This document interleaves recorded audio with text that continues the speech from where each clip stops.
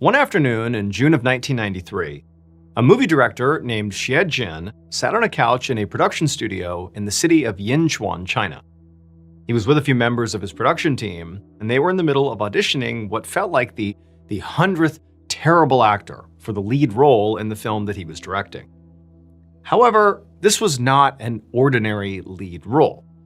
The lead role for this film was going to be a dog. So the movie was called An Old Man and His Dog, and it was based on this popular novel about a man living during a period of war in China with his loyal yellow dog. People had really responded to the story in the book because it captured just how devastating war could really be on rural communities, and a lot of people in China had seen themselves in the characters in this story.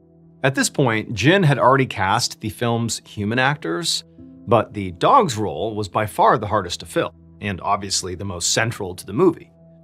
He and his team had hosted a bunch of casting calls already and advertised to the public to ask if anybody had a dog that looked like the one that was in this book. And tons of people had answered this ad, but none of the dogs that they brought in were good enough for the film. And the reason for that is Jin knew, the dog needed to look the part, but it was more than that. Like, the dog also had to be compelling and charismatic despite being a dog. I mean, this dog was the hero of the story and the soul of the movie.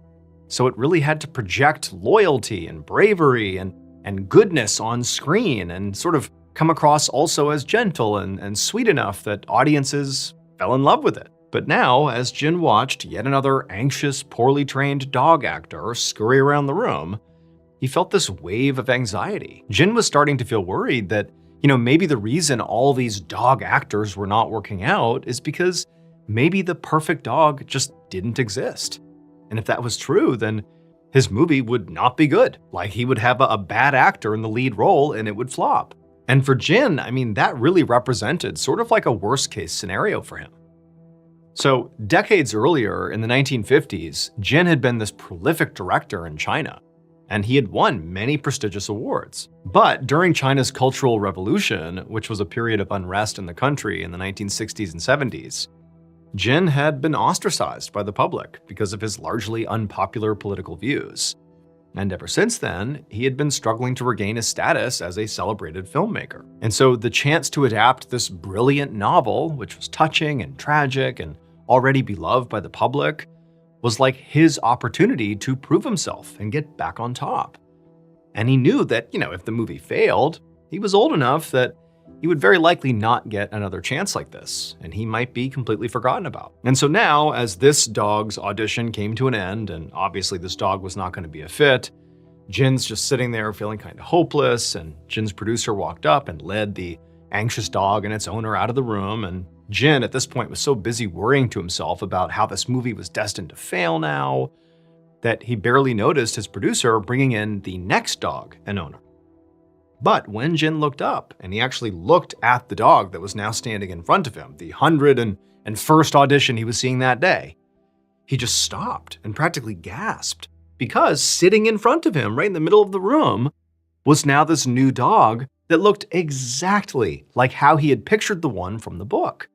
It was shaggy and big and yellow-haired and had this eager-to-please look in its eyes that made Jin instantly feel like he was connected to it. The owner who had come in with this dog was a young, friendly guy in his 30s who introduced himself as Chung, and he explained that he had just started a dog training and breeding company. And so having his dog cast in this movie would be a really big deal for his new business and would definitely help get his name out there. So this was like high stakes for him too. Now, Jin did not love the fact that, Chung had just begun this dog training and breeding business, so it meant that very likely he was pretty inexperienced with this dog actor.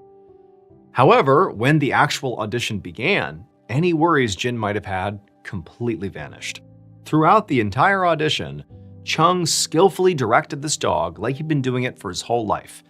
And the dog was obviously really smart and followed all the commands. He was, really well trained. And it just seemed like the dog was really devoted to Chung, because it really did exactly what Chung asked every single time. But more than that, as Jin watched this audition, it really felt like this dog didn't just look the part, it acted the part. This was the dog he wanted in his movie. And so after only a few minutes, Jin stopped the audition and he told Chung, You and your dog have got the job. They began filming the movie just a few days later, and basically as soon as they started, all the worries Jin had had about maybe this movie not doing so well just completely vanished. Because, just like he'd anticipated, this dog really was perfect. It obeyed his owner, Chung, without hesitation, same as it had during the audition. And the camera just loved this dog. The dog had this very sweet, tender quality to it that really came out anytime the actor playing the old man interacted with it, which is exactly what Jin had hoped for. And so Jin knew this dog was going to steal the hearts of everybody who saw it on screen. This was exactly what he wanted. And so Jin just disappeared into the making of this film. He poured all his focus, all his passion into each and every frame. And by the time production finally wrapped a few months later, Jin was sure they had just made a masterpiece. And Jin was right. The movie was released to rave reviews, and it seemed like everyone who saw it loved it. Not only was An Old Man and His Dog recognized as one of China's top films of the year, but also it was widely regarded as an instant classic worldwide. And so Jin knew that he had accomplished his goal here, and that his career now had a new beginning. A year and a half later, on an evening in late January of 1995, Jin was reading a script in his living room in the city of Shanghai, China. So the huge success of An Old Man and His Dog had meant that Jin was once again in very high demand, which meant he got lots of phone calls and people wanted him to read their scripts, and he was basically just getting to pick and choose what he wanted to do next. This was like best case scenario for him. So as Jin is sitting there, when his phone rang, because his phone again was ringing all the time these days, he assumed it had to be one of his producers who wanted to talk about one of the many scripts they were looking at. However, when Jin answered the phone, it was one of his producers, but what they said to him completely stunned Jin. His film, An Old Man and His Dog, apparently was being banned. Jin, when he heard this, he just sat there for a moment, unable to actually respond to this. This didn't make any sense. Why in the world would this wholesome movie about an old man and his dog get banned? This wasn't political in any way. This was a wholesome, family-friendly movie. So China did ban films with some regularity. Sometimes it was the content itself within the film could be viewed as being, unduly influential on the public in a negative way, and so that could cause the film to be banned. Or it could just be that the people who were in the film or the producers who made the film, they could have done something in their own personal lives that was viewed as being, unduly influential on the public, in a negative way. They could have had some scandal, and then because of that scandal, they could have their work banned. So the movie itself could be okay, but the people involved in the movie, they're bad, so movie must be bad as well. So that was sort of relatively normal. But Jin's film, An Old Man and His Dog, had been out for over a year at this point with no issues. It was viewed as this masterpiece. Everybody loved it. Everyone had all these great things to say about it. So it couldn't have been that. The movie itself clearly was okay. And Jin, he had had in his former life, he had been politically divisive and it had cost him dearly, but that was in the past. He had not done anything political, not in this movie, not in his personal life now. He had not done anything that was scandalous that could potentially warrant, this film being banned. And so Jin's what in the world could have caused this movie to be banned? What is going on here? And his producer said, you're not going to believe it, but it's the dog. It would turn out, a few days before the producer called Jin, Chung, the owner of the dog who had starred in this film, had been arrested for being a serial killer. Over the last 5 years, he had murdered at least 5 people. But that was not actually why this movie was being scrutinized. The movie was being banned because of how Chung disposed of the bodies of the people he killed. After murdering and dismembering his victims, he would take those body parts and feed them to his dog, the star of the movie. And so ultimately, the Chinese government banned this film because they knew from now on, now that the news broke about Chung being a killer and what he did with the bodies, that you couldn't watch this movie and watch that dog without thinking about the fact that that dog was eating people.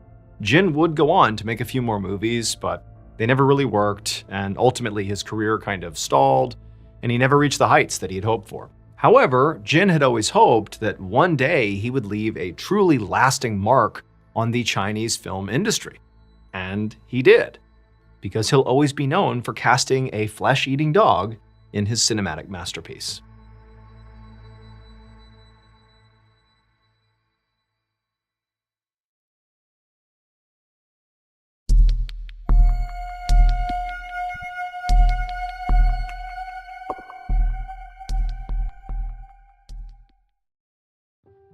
One evening in December of 1966, an 8-year-old girl named Elaine Ellery hurried after her parents as they walked towards this large factory in Norfolk, England. Elaine was so excited about the night ahead here that she was literally skipping as she walked along. So, this factory was where her father worked, and they were having their big annual Christmas party. And for the first time ever, Elaine was being allowed to go, and she couldn't wait to see what was inside. So Elaine was really close with her dad, because even though he worked very long hours, he always went out of his way to spend time with her and make her feel very special. In fact, during the work week, it wasn't uncommon for her dad to come home over his lunch break just to give his daughter a big hug, and so they could quickly eat together before he had to rush back to work. And so now, after hearing about her dad's amazing factory over countless lunches they spent together, Elaine, for the first time ever, was actually going to be able to see what he was talking about, because to this point, she had never even stepped foot inside of the factory. Finally, Elaine and her parents arrived in front of this big factory, and in the doors they went, and immediately Elaine is like totally struck by just how truly incredible this place is. I mean, it was huge inside. It was already packed with people who were chatting about. There were all these other coworkers and their kids and their families, and Christmas music was playing, and all she could smell was apple cider and baked goods. And she looked around and she saw the whole interior of this great entry room they had walked into was beautifully decorated for the holidays. There was tinsel and there were all these things hung up everywhere, and there was even fake snow all over the place to give it like a true Christmas vibe. And so Elaine, I mean, she had really high expectations of how grand this place was going to be, and so far, it had more than lived up to its expectations. I mean, this was really like an incredible thing. So she was delighted, and the whole night she just ran around the party holding her dad's hand, looking at the machines and meeting his coworkers and eating all these treats. I mean, it was really just an incredible time. I mean, the evening was a whirlwind for her, and before she knew it, Elaine was exhausted and back in the car, driving home, drifting off into a very happy sleep. The rest of Elaine's childhood was very charmed. I mean, basically, she and her dad stayed very close. You know, they went to that Christmas party every year after that first time she went, and it was always such a fun event. And Elaine and her dad continued to have those lunch breaks during the work week. And, by the time Elaine was getting old enough to start thinking about, starting a family of her own, she thought hard about the values that her father had instilled in her. One was her dad clearly worked very, very hard. And the second one was her father clearly prioritized family over everything else.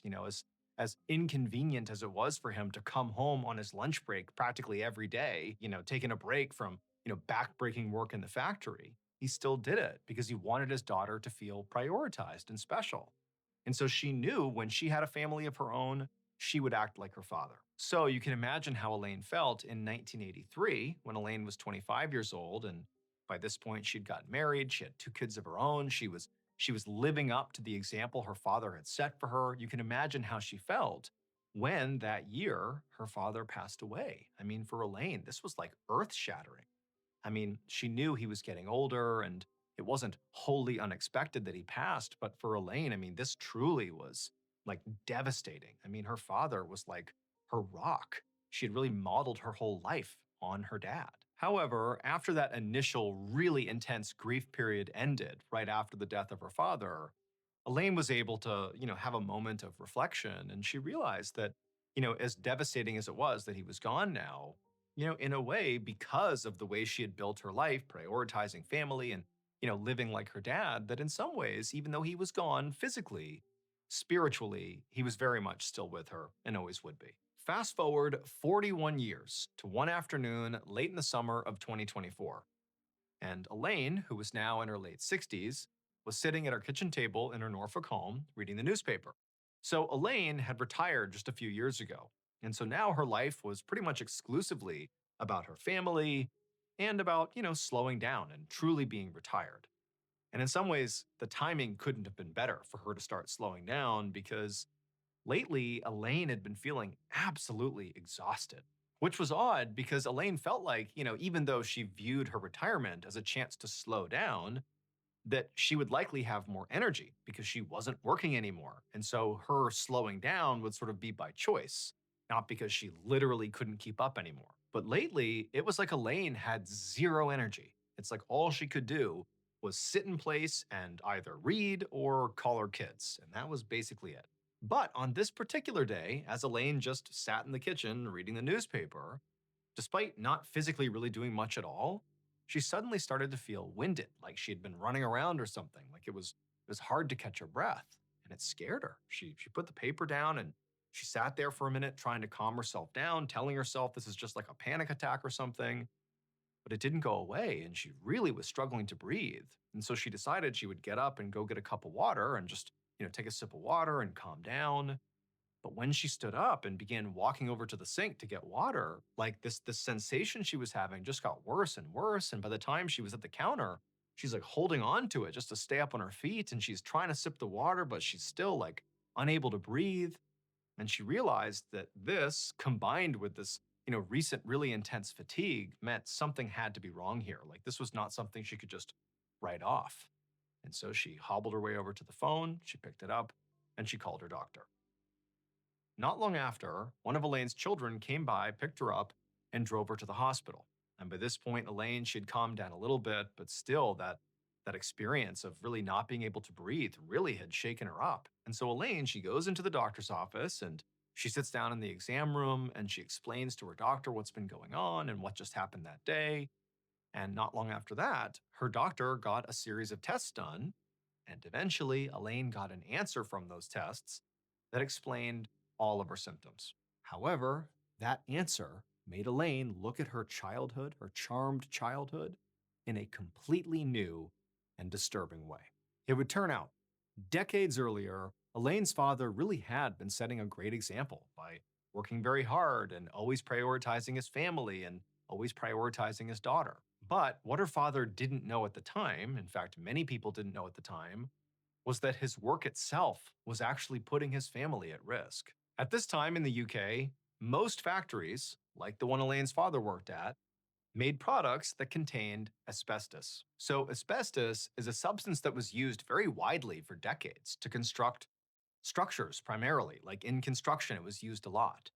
In fact, it was so common that basically any house or building built before the year 2000 likely was made with asbestos inside of it. And so when Elaine was growing up in the 1960s, asbestos was, naturally still being used all the time, and her father obviously encountered it daily at his work. But even though they didn't know it at the time, this was a huge problem for Elaine and her family, and really for anybody else who was living a life that was similar to theirs. Because asbestos was eventually found to be highly toxic and known to cause a very specific type of very aggressive and very deadly cancer that can sometimes take decades to develop. It was the very kind of cancer that Elaine's father had died from in the 1980s. And unfortunately, it was the very kind of cancer that Elaine was diagnosed with in 2024 following that, difficulty breathing and fatigue spell.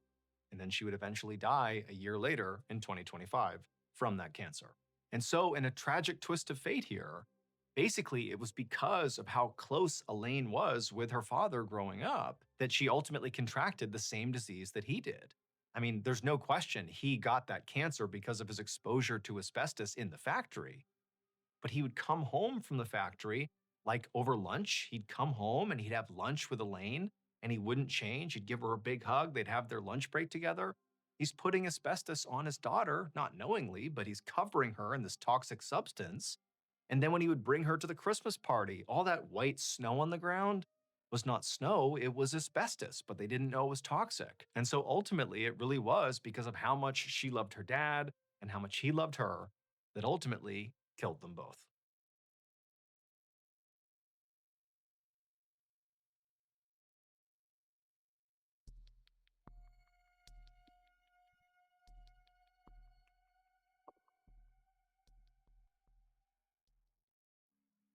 Around 9 p.m. on January 18th, 2015, a 68-year-old man named Dennis Antiporak stood at his kitchen counter in North Miami Beach, Florida, writing a note. And this note was for his wife and for his adult daughter, Laura, who lived with them. And all he was doing was letting them know that he was going to be stepping out, but he'd be back in a couple of hours. Now, for Dennis, it actually was not that unusual for him to go out this late at night. This was kind of routine. He would often leave the condo where they lived, and he would go down the street to this diner called Denny's, which is a big chain in America. And he would hang out there with his friends, stay there for a couple of hours, and then he'd come back home. And tonight was going to be no different. His plan, as he said in this letter, was to go to Denny's. However, there was one stop he wanted to make before he headed out to Denny's, and he made that clear in his note. He basically provided his loved ones with his evening itinerary. So after finishing the note, Dennis left it on the counter, he grabbed his things, and then he walked out the front door of the condo. Several hours later, around 2 a.m., Dennis's daughter, Laura, paced around the living room of the family's condo with her cell phone to her ear. So she and her mother had gotten home around 10, so an hour after Dennis had left, and they had found Dennis's note on the kitchen island. But now, it was getting really late, and from the note, it seemed an awful lot like he would have been back by now. And so now Laura was trying to call her dad to figure out what was going on. However, every time Laura dialed her dad's number, it just went straight to voicemail. And so again, now that it's like 2 a.m. and she's starting to worry about her dad, she knew that he had gone to Denny's, the diner down the road, and so she looked up the number for that restaurant. It was open 24/7, and she called the Denny's. However, when a worker at Denny's answered the phone and Laura asked them, hey, is my dad there? Because by this point they would know him. He went there all the time. The worker said no.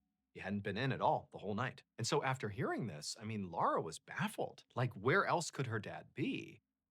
But then she remembered the note, because her dad said before he was going to go to Denny's, he was going to make a pit stop.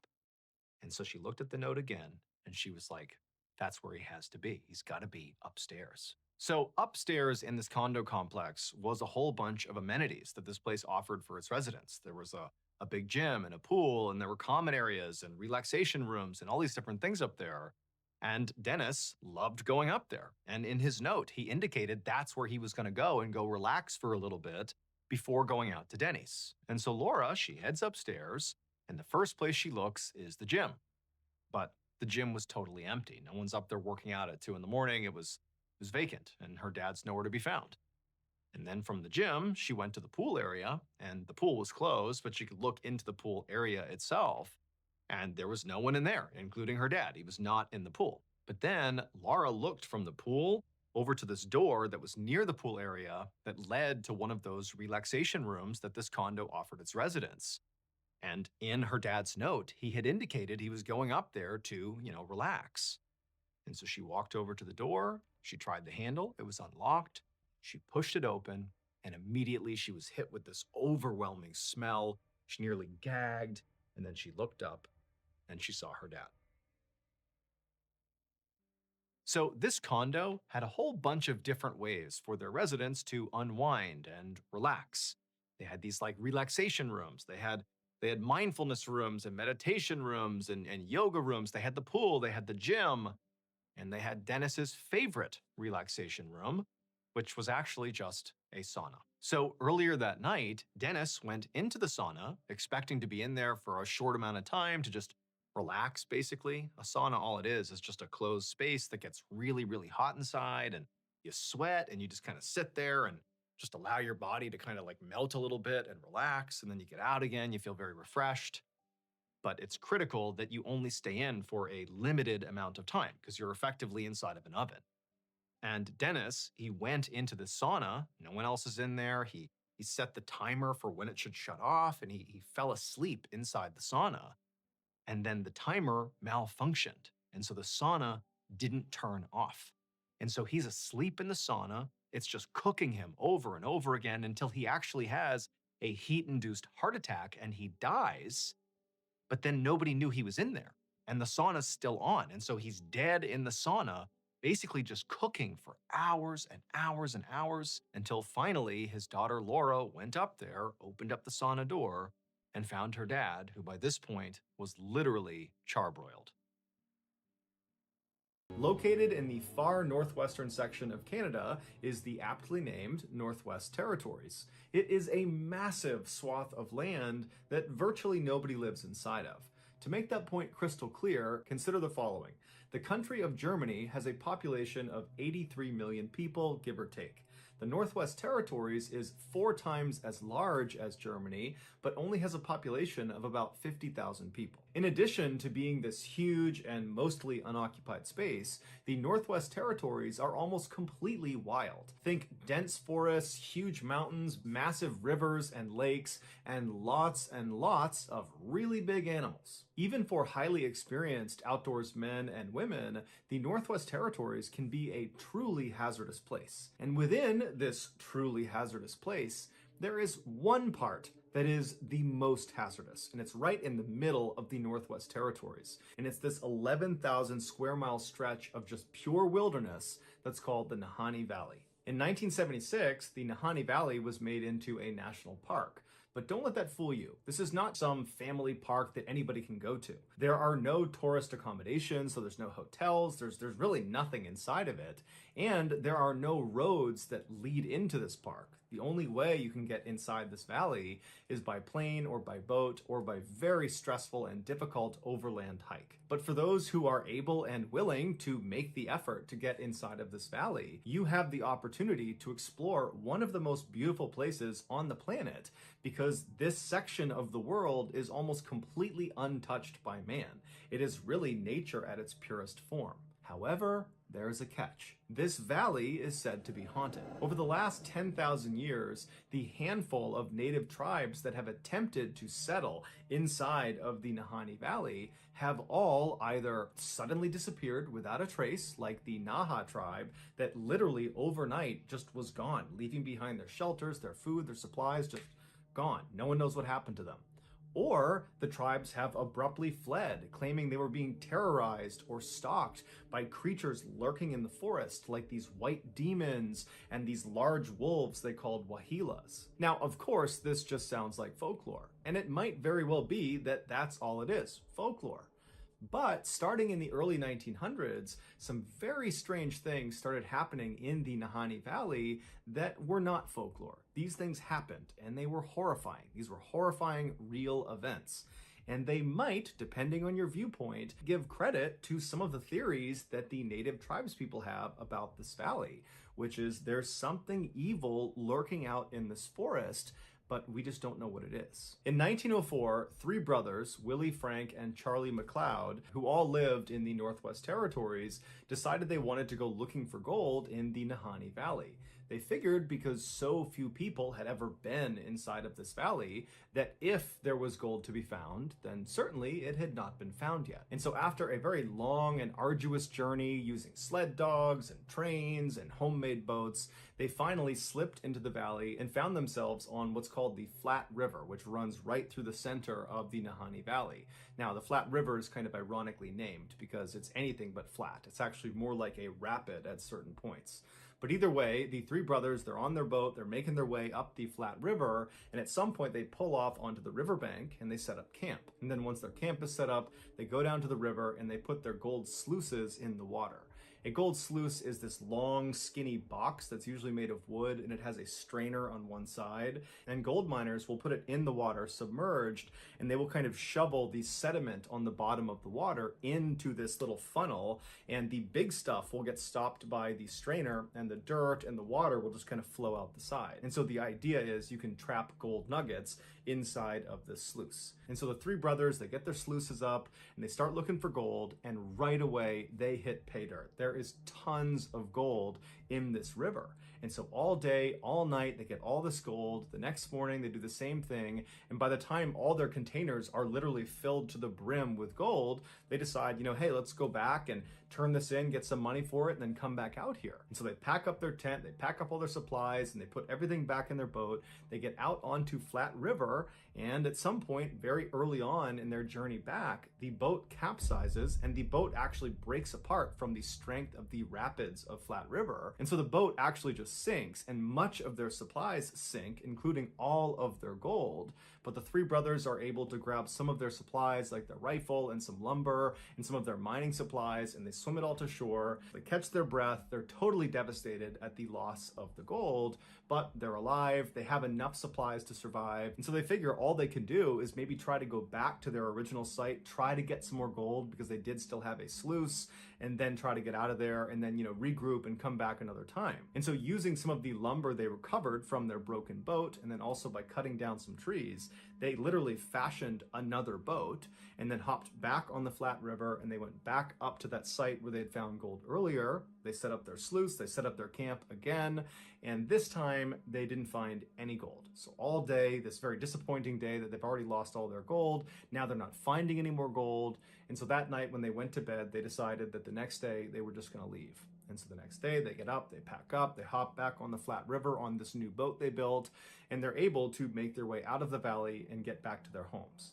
As soon as they get back home, the two younger brothers, Willie and Frank, start talking about how they want to go back into Nahanni Valley and go get more gold, because now they know there's gold out there. It's not a question, yeah, we didn't find it that second time, but we know it's out there. Charlie, the older brother, he wanted to get the gold, but he felt like, hey, that was a close call with the boat flipping over. I don't know if it's a good idea, so I'm actually not going to go. You guys can go, I'm going to stay. And so several months goes by, and Frank and Willie have been doing all this preparation for this additional trip into the valley. And finally, in 1905, they're ready. And so Willie, Frank, and a third man called Robert Weir, who was a friend of theirs, he was going to replace Charlie. The three of them, they make their way up into the valley. Now, they didn't tell anyone how long they were going to be gone for, and so when they didn't send any word and no one had heard from them in weeks, Charlie was actually not that concerned because he knew there was lots of gold to be had out in the Nahanni Valley, and so he figured they must have struck it rich, and now they've decided to live out there long term, or at least maybe through the summer, or maybe the next year, and so he wasn't concerned, and because he wasn't concerned, nobody else was concerned about these three men. And so weeks turned into months, turned into a year, and still no one's heard from these three men. No one's heard from Willie, Frank, or from Robert, but still Charlie maintains that nothing can be wrong because there's three of them out there. They're incredibly experienced. There is a ton of gold out there. I'm sure they're just killing it and they're just acquiring all this gold, and we're going to see them in the next couple of months maybe, and everything's going to be just fine. But a whole other year would go by. So they've been out there for 2 years and no one has heard from them. And at this point, Charlie thinks to himself, okay, I have to go out and see if they're okay. And so he rounds up 4 other people from his town, and he mounts an expedition to head back into the Nahanni Valley to go find his 2 brothers and find Robert Weir. Charlie and his search party, eventually, after yet another long and arduous journey, they get into Nahanni Valley and they get onto the Flat River. And so they start making their way upstream along Flat River. So it must have been a very treacherous journey getting through the rapids of this river. And the whole time they're scanning the left and the right side, hoping to see some sign of life. They're looking for any indication that these 3 men are out here and just fine, but they didn't see any sign of them. And so they finally made their way all the way up to the very end of Flat River, or I should say the very beginning of Flat River, where it breaks off from a much larger river called the South Nahanni River. And once they turned onto the South Nahanni River, they began going downstream. And again, they're looking on either side for any sign of these 3 men. There's no sign of them. And then the river they're on takes a very sharp turn. It's actually called the Big Bend, and it's about a 45-degree turn. And as soon as you make that turn, it dumps you into this 10-mile stretch of river called Second Canyon. Now, along South Nahanni River, which is about 350 miles long, there are these 4 canyons that the water passes through. And they're labeled 4th Canyon, 3rd Canyon, 2nd Canyon, and 1st Canyon. And these canyons are massive. These sheer cliffs on either side of the river shoot up to 3,000 feet above the water, and in some parts, the water is actually just as deep, thousands of feet deep. And Second Canyon is unique because the cliff faces are as sheer as you're going to get, And the cliff faces almost butt up exactly up against the water. So there's really very little shoreline on either side. So once you're in this 10-mile stretch, you're basically boxed in. You have thousands of feet of water below you. You have these massive cliffs on either side, and there's really nowhere to go. You need to get through this section of the river before you can effectively get onto the shoreline and take a break from being in your boat. And along these cliffs are these openings you see high up all over the cliffs on both sides that are openings to these massive cave systems inside of these thousands of feet tall cliffs. And because of how difficult it is to not only get to Nahanni Valley, but also to get up to these different cave openings, nobody's gone inside of them. We don't know what's inside of these caves, save for the few that are down low enough that people can explore. So as you're passing through Second Canyon, it's almost like you're being watched because there's all these openings, but you can't see into them, and you're just forced to go down this 10-mile stretch, and you can't really go anywhere, and whatever's watching you, it's watching you. As soon as Charlie and his search party entered into Second Canyon, it would have immediately gotten darker, because that's another part of being in Second Canyon. These huge cliff walls of this canyon obscure the sunlight, and so they would have entered into this canyon, it would have gotten darker, and it's very windy inside of Second Canyon. So the winds would have picked up, so it's dark, very strange setting for them to be in, and they would have been looking on either side at these little strips of shoreline on either side, barely big enough for a boat to be. They would have been looking for any sign of life, but they didn't see anything. As they're making their way down this 10-mile stretch, as they're getting closer and closer to actually entering into First Canyon, which is the next canyon you would enter into, the sides of the river start to get slightly larger where you could actually beach a boat. There's some trees, and on the left-hand side, right before exiting Second Canyon, they notice there is actually a tent perched within some trees. And so the search party naturally goes right over to the shoreline, they hop out, but as soon as they step foot on land and they have a clearer view of this tent and what's outside of it, they notice there is a body clearly lying on the ground outside of the tent. And so Charlie and the search party, they run over, and as soon as they're up close, they can tell this body is missing its head. And they see the clothes on this body are totally charred and burned, and whoever this was, they were reaching with their right arm when they died. And right outside of the reach of their right arm was a rifle that was propped up against a tree. And so they walk around this one body, and they go around towards the backside of the tent where the opening to this tent is, and they find another body, another very badly decomposed body, and it's positioned kind of halfway in the tent and halfway out of the tent. And there's a blanket kind of partially obscuring this person's body, and when they move the blanket, they see this body too is missing its head. So Charlie and the search party, they continue to search around the camp in hopes of finding the heads of these two people to try to figure out who they are, but they never find the heads. However, they do find some personal effects both in the pockets of these two bodies and then also inside the tent that would confirm these are Charlie's brothers. As for the third man that had been with them, Robert Weir, he was not at the campsite, and in fact he would never actually be found officially. However, a little ways down the river, another partial skeleton would be found several months later that was attributed to Robert. However, that was not 100% confirmed to be Robert. The only other interesting thing that was found at this campsite was a carving in a nearby tree, and it just said, "We have found a fine prospect," indicating that Charlie's brothers had found gold. But there was no gold either on them or in their camp or in the river nearby. Nothing. There was no gold. Charlie and his search party would leave the valley and get in touch with the mounted police, who would come out to the site where the brothers had been found. They would launch an investigation, and ultimately they would come to the conclusion that all three of these men, the two brothers and Robert, had starved to death, and then after they had perished, animals had taken them off, which is why Robert was found so far away and why the skulls were missing from the two brothers. Now, Charlie did not believe that. He believed they had been attacked by native tribes in the area, but the police were not buying that. They said this was a natural thing, this was an accident, and so that's that. When the story of these two decapitated men made the news, people went crazy about this. People were very divided about what they thought really happened. There was a percentage of people that believed that partial skeleton that was found, that was not Robert Weir. He had not died. He had murdered the two brothers, decapitated them, and then made off with their gold. The other percentage of people believed that all three men, the two brothers and Robert, had been attacked by a person, a group of people, an animal, a creature, something. There was some sort of attack. And that's why the two brothers were in those positions that indicated they had encountered something horrifying, with one brother reaching for the gun and the other appearing to have leapt from his bed before he ultimately died. But regardless of which side you fell on, pretty much everybody at the time who heard about the story became terrified of the Nahanni Valley. Specifically, they became terrified of that stretch in Second Canyon where the two brothers had been found. And so actually that stretch got renamed the Headless Valley, and from that point forward, that's all it was known as. And so even though there were obvious gold prospects in the Headless Valley and all along the South Nahanni River and the Flat River, people after this story broke were just not prepared to risk going in there and potentially becoming another victim.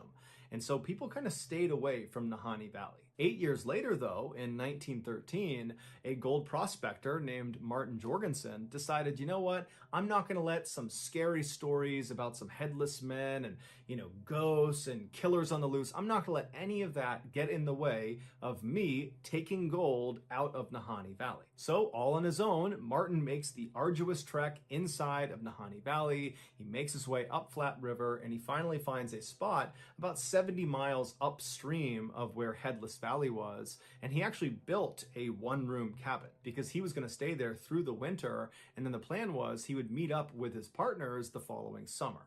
And so right after he got there, he set up his sluices and he started mining for gold, and apparently he found a lot of it because he sent word back to his partners outside of the valley that he had made it rich. And so his partners were really excited to meet up with him the following summer and see how much he got, because they planned on going back into the valley with him that summer. So that summer rolls around, his partners go to the meeting spot right outside the valley, but Martin doesn't show up.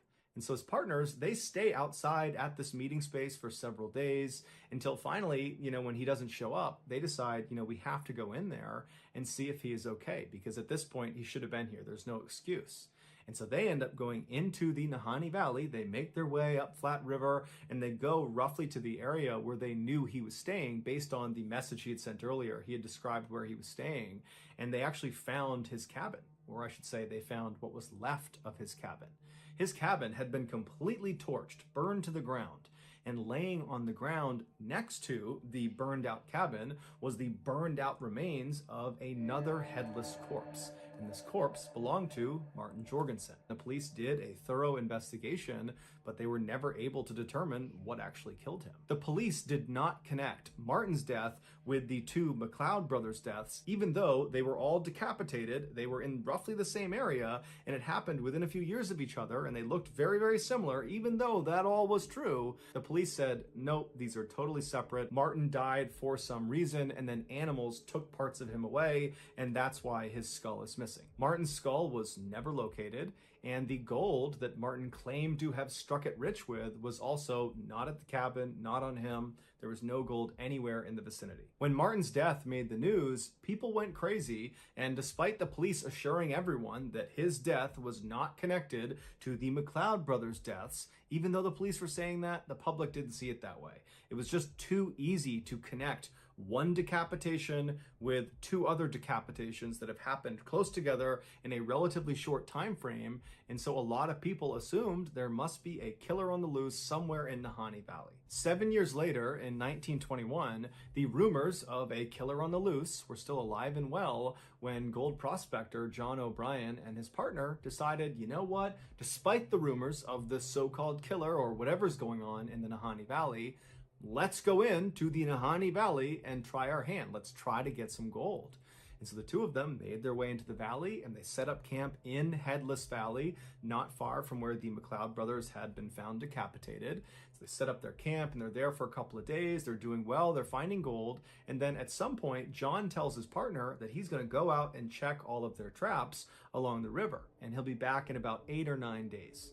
And so his partner waits 8 or 9 days, and John doesn't come back. And a couple of days after that goes by, and now John's past due, and so the partner decides he has to go out looking for him. And so there was another gold prospector in the area, and so this partner contacted him, and the two of them went to the river and began walking upstream until they found John. And he had frozen to death, but it was very interesting the way he was positioned. He was sitting in front of this obviously previously lit campfire. He wasn't hunched over. He didn't look like he was in pain. He looked like he was just enjoying the fire. There was nothing on his face that indicated discomfort or pain or fear. He was even holding the matchbook in his hand. It was like he was just sitting there enjoying the fire when something caused him to suddenly freeze.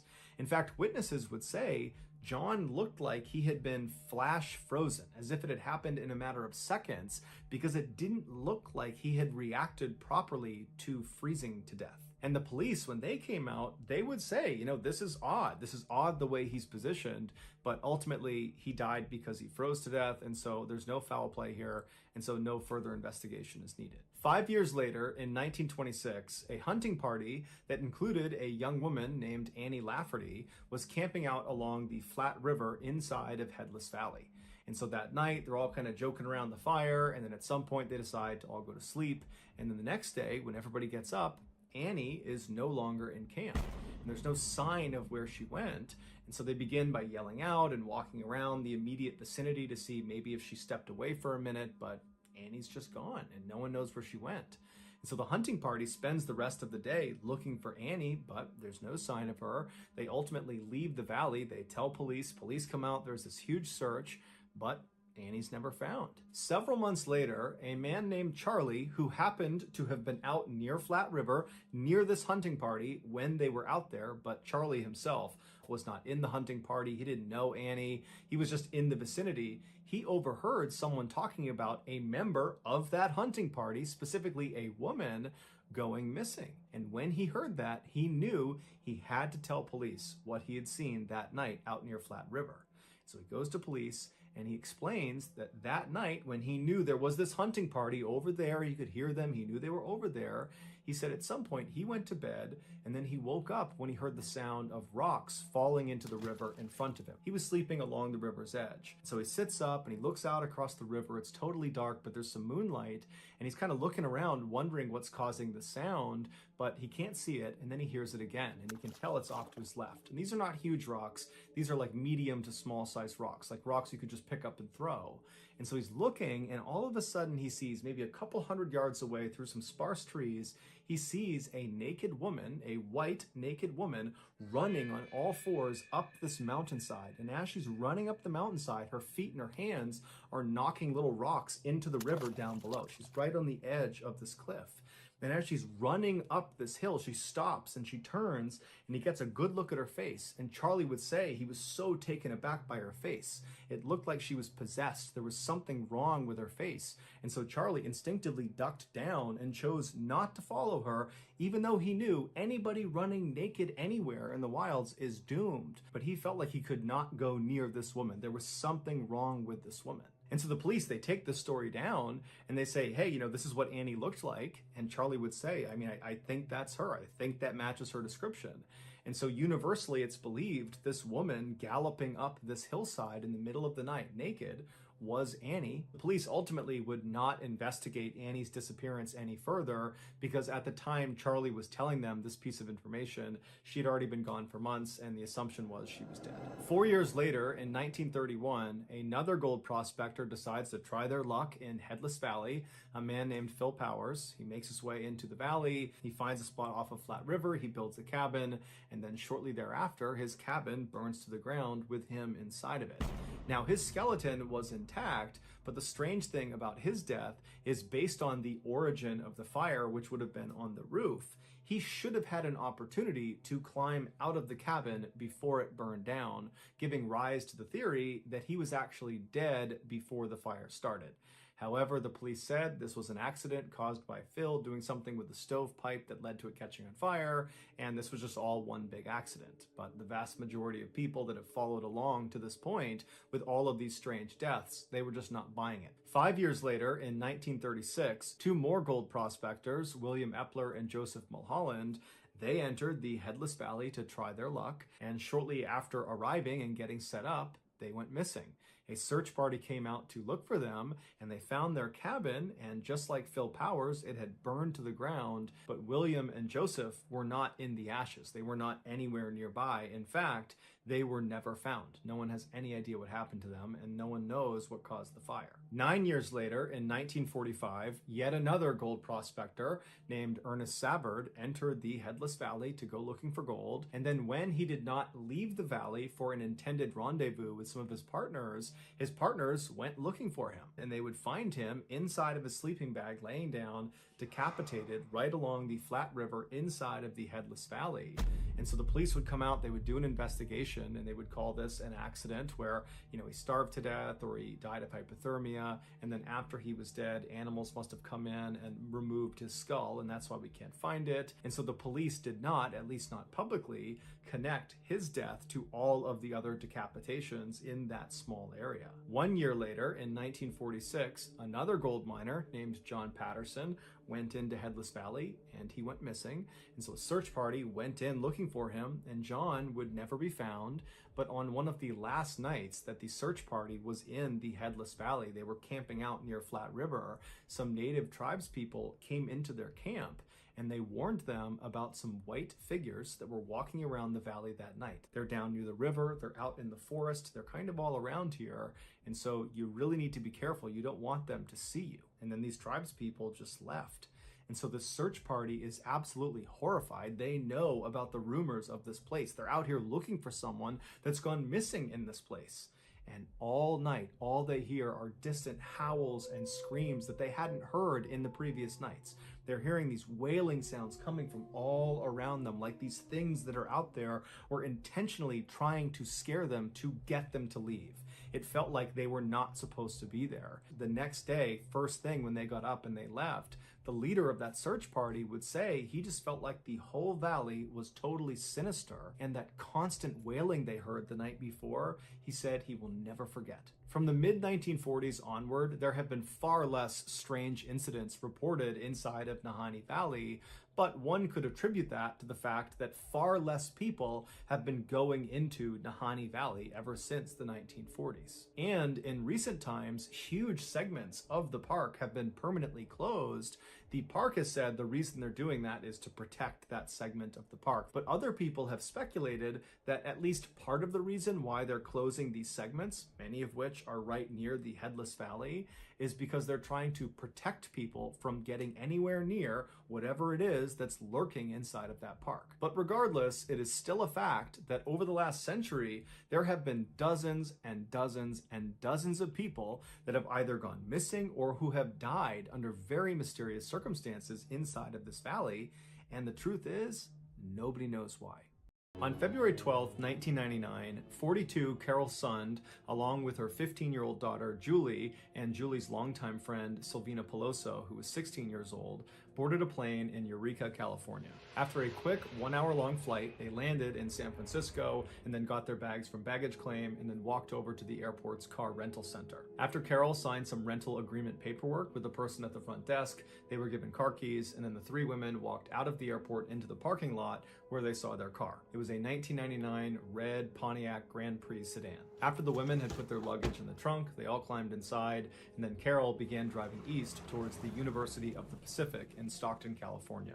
Julie was competing in a cheerleading competition the following day at that university, and Julie was considering going to the school after she graduated high school, and so this cheerleading competition was a great excuse for her and her mom to check out the campus. And since Silvina was already visiting Julie at her home in Eureka, she just tagged along for the trip. After an hour-and-a-half long drive, the trio arrived in Stockton, California, and they checked into a hotel. And then the next day, which was the 13th, Julie competed in this cheerleading competition, and then afterwards, her mom, and Silvina spent the rest of the day checking out the campus and the surrounding town. Early the next morning, which was the 14th, the women checked out of their hotel and then drove 3 hours southeast to the sprawling motel complex called Cedar Lodge that was located just outside of Yosemite National Park's western entrance. Their plan was to spend a couple of days sightseeing inside of Yosemite before heading back to the San Francisco airport, where they were going to meet Carol's husband and Julie's father, Jens, and then the four of them would continue their journey and fly to Arizona, where they would explore the Grand Canyon before finally heading back home to Eureka, California. So midday on the 14th, these three women arrive at the Cedar Lodge, and the lot would have been nearly empty because it was the winter time and not that many people were visiting the park at that time. So they pull into the lot, they park their car, they go into the front desk where they checked in and they got their keys, and then they left the office and walked along the row of first floor rooms all the way to the very corner of the building to room 509, which was their room. Carol used her key, she opened the door, they went inside and dropped their luggage, and then they decided that they were just too tired to actually go in the park and go sightseeing that day. So instead, they kind of had a low-key afternoon and evening, mostly in their hotel room. The next morning, which was the 15th, the women got up early, they hopped in their red rental car, and they drove to the western entrance of Yosemite. They went inside, they parked their car, and they have this wonderful day looking at these astonishing cliff sides and snow-covered mountains and these huge sequoia trees and these beautiful meadows that stretched out in front of them. And then towards the end of the day, Julie and Sylvina actually went ice skating on a frozen pond. So it was just this totally magical day at the park. And then finally, as the sun was starting to go down, the trio finally left the park, got in their rental car, and drove back to the Cedar Lodge. There, they ate dinner at the lodge's 1950s style diner. They ate hamburgers, and then afterwards they swung by the front desk and rented some VHS movie tapes that they brought back to their room. Once they were inside room 509, the women changed into their pajamas and then sat on the bed and watched one of their movies, and then when it was over, they brushed their teeth and then they got in bed, turned out the light, and tried to go to sleep. But a few minutes after their lights were out, they heard a knock on their door. The following day, which was the 16th, Jens, Carol's husband and Julie's father, was anxiously waiting at the San Francisco airport for his wife and his daughter and his daughter's friend. And he's looking at his watch and he knows they don't have that much time before their flight is going to take off. And he's just hoping they're going to come running around a corner and they're going to barely make this flight. But they don't. And finally, Jens, who does not have a cell phone, and neither does Carol, he decides there must have been some sort of miscommunication and that Carol and the girls must have flown on ahead. And so he decides at the last minute to just board the flight himself and fly to Arizona and hopes his family will be there. But when he touches down in Arizona, his family is not there. And so he rushed to the hotel hoping that maybe they were there. They weren't. He spoke to the hotel's front desk and said, hey, has my wife Carol contacted you? And they said, no, she hasn't contacted us and we have no record of her being here. And so Jens is obviously very upset. He's very worried, and he spends the rest of the day calling around to friends and family and acquaintances and anybody who might know where Carol and the girls are. But nobody has heard from them and nobody knows where they are. And so that night, as Jens is about to go to bed, he convinces himself that they are probably just fine. This is just some screw up. Carol is an unbelievably fierce woman. She's incredibly competent. She will take care of those girls, and I'm sure I will see them tomorrow morning. But when he woke up the next morning and Carol had not made any contact with the hotel or reached out to him in any way, and there was just no sign of her or the girls, Jens finally contacted police. That day, after the police spoke with Jens, the first call they made was to the Cedar Lodge, which is the last place they knew Carol, Julie, and Sylvina had been. The manager of the lodge would tell police that he had not seen Carol or the girls on the day they were supposed to check out, which was the 16th. But Carol had checked out in advance, so the manager would not have seen her anyways. She would not have had to go by the front desk on the way out. So that was not an anomaly. The manager also told police that on the 16th, after the three women should have been out of their room, the cleaners went by room 509, and when they went inside, it was vacant and nothing seemed amiss. It was relatively clean, minus some wet towels that had been left on the floor of the bathroom. The keys to the room were left on the desk as they should be. It just looked like the women had left. And so the police reached out to the car rental company at the San Francisco airport to see if Carol had made it to the airport and dropped off her car. But when they spoke to the manager of this rental company, they would say, no, Carol has not dropped off her car, and she hasn't called about extending her lease, which is now overdue. Based on the information the police gathered from the lodge and from the rental car company, they began operating on the theory that the three women left their lodge motel room on the 16th and then either got into a car accident somewhere and had just not been found yet, or they had driven somewhere, gotten out of their car and gotten lost, perhaps inside of Yosemite National Park or some other trail somewhere, or they had fallen victim to some crime. But at this point, the police were not taking seriously the idea that foul play was involved. A massive search was launched in and around the Cedar Lodge complex as well as around the western entrance of Yosemite, but absolutely nothing was found. A number of workers from Cedar Lodge were interviewed by police and subsequently cleared of any wrongdoing. Also, a number of friends and family of the three women were also interviewed by police and cleared as well. Then, a few days after this search has started, there was a break in the case. Carol's wallet with her ID and credit cards inside of it was found lying on the ground in Modesto, California, which was a suburb that was located about 2 hours west of Cedar Lodge. Some high school students saw it on the ground and gave it to a police officer. There was no reason for Carol and the girls to be in Modesto, California, and so this signaled to police that a third party had to have been involved in their disappearance.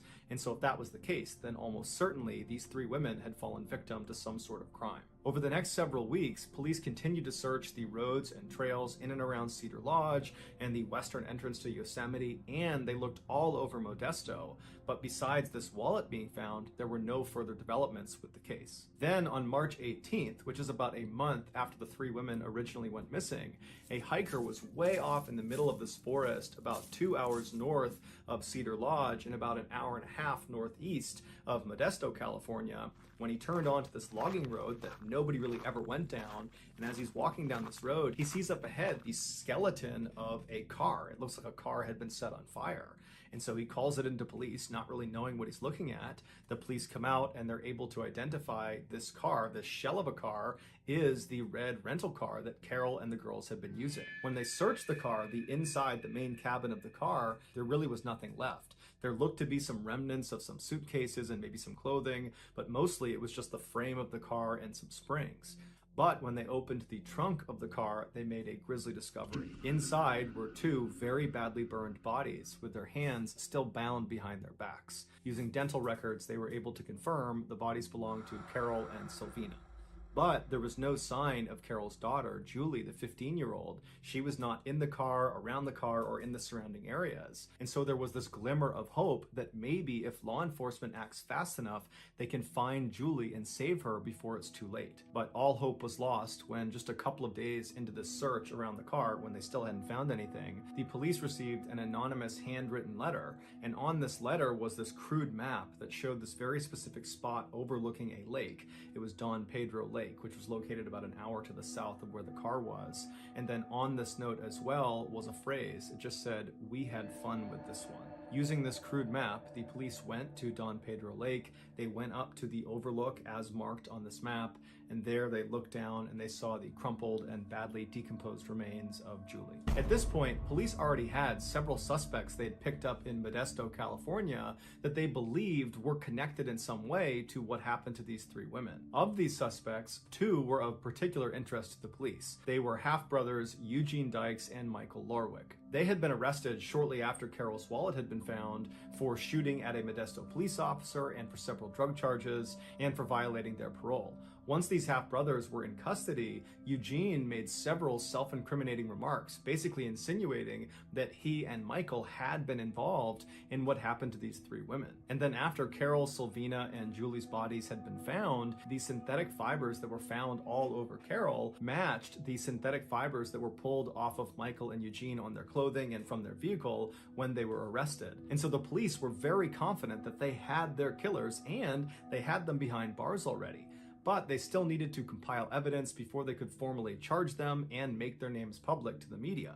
And so when the news broke about the women's bodies being found and the public began panicking about a killer or killers on the loose, the police came out and said, "Everybody calm down. We have the people responsible. We just can't tell you who they are yet. You need to be patient. We're building the case, but everybody's safe. There's nothing to worry about." But 4 months went by and the police still had not come out and publicly charged anyone with these murders, but they continued to assure the public that they had their killers behind bars, and so nobody has anything to worry about. On the afternoon of July 22nd, roughly 4 months after the discovery of the three bodies, Dr. Desmond Kidd, who was the medical director for Yosemite, had just finished a long 24-hour shift in the clinic, and he had just gotten back to his cabin, which was inside of Yosemite, when his pager went off. And so he went to a phone, he dialed the number that was on his pager, and the park dispatcher picked up and said, "Hey, Dr. Kidd, can you be a part of a search for a missing person?"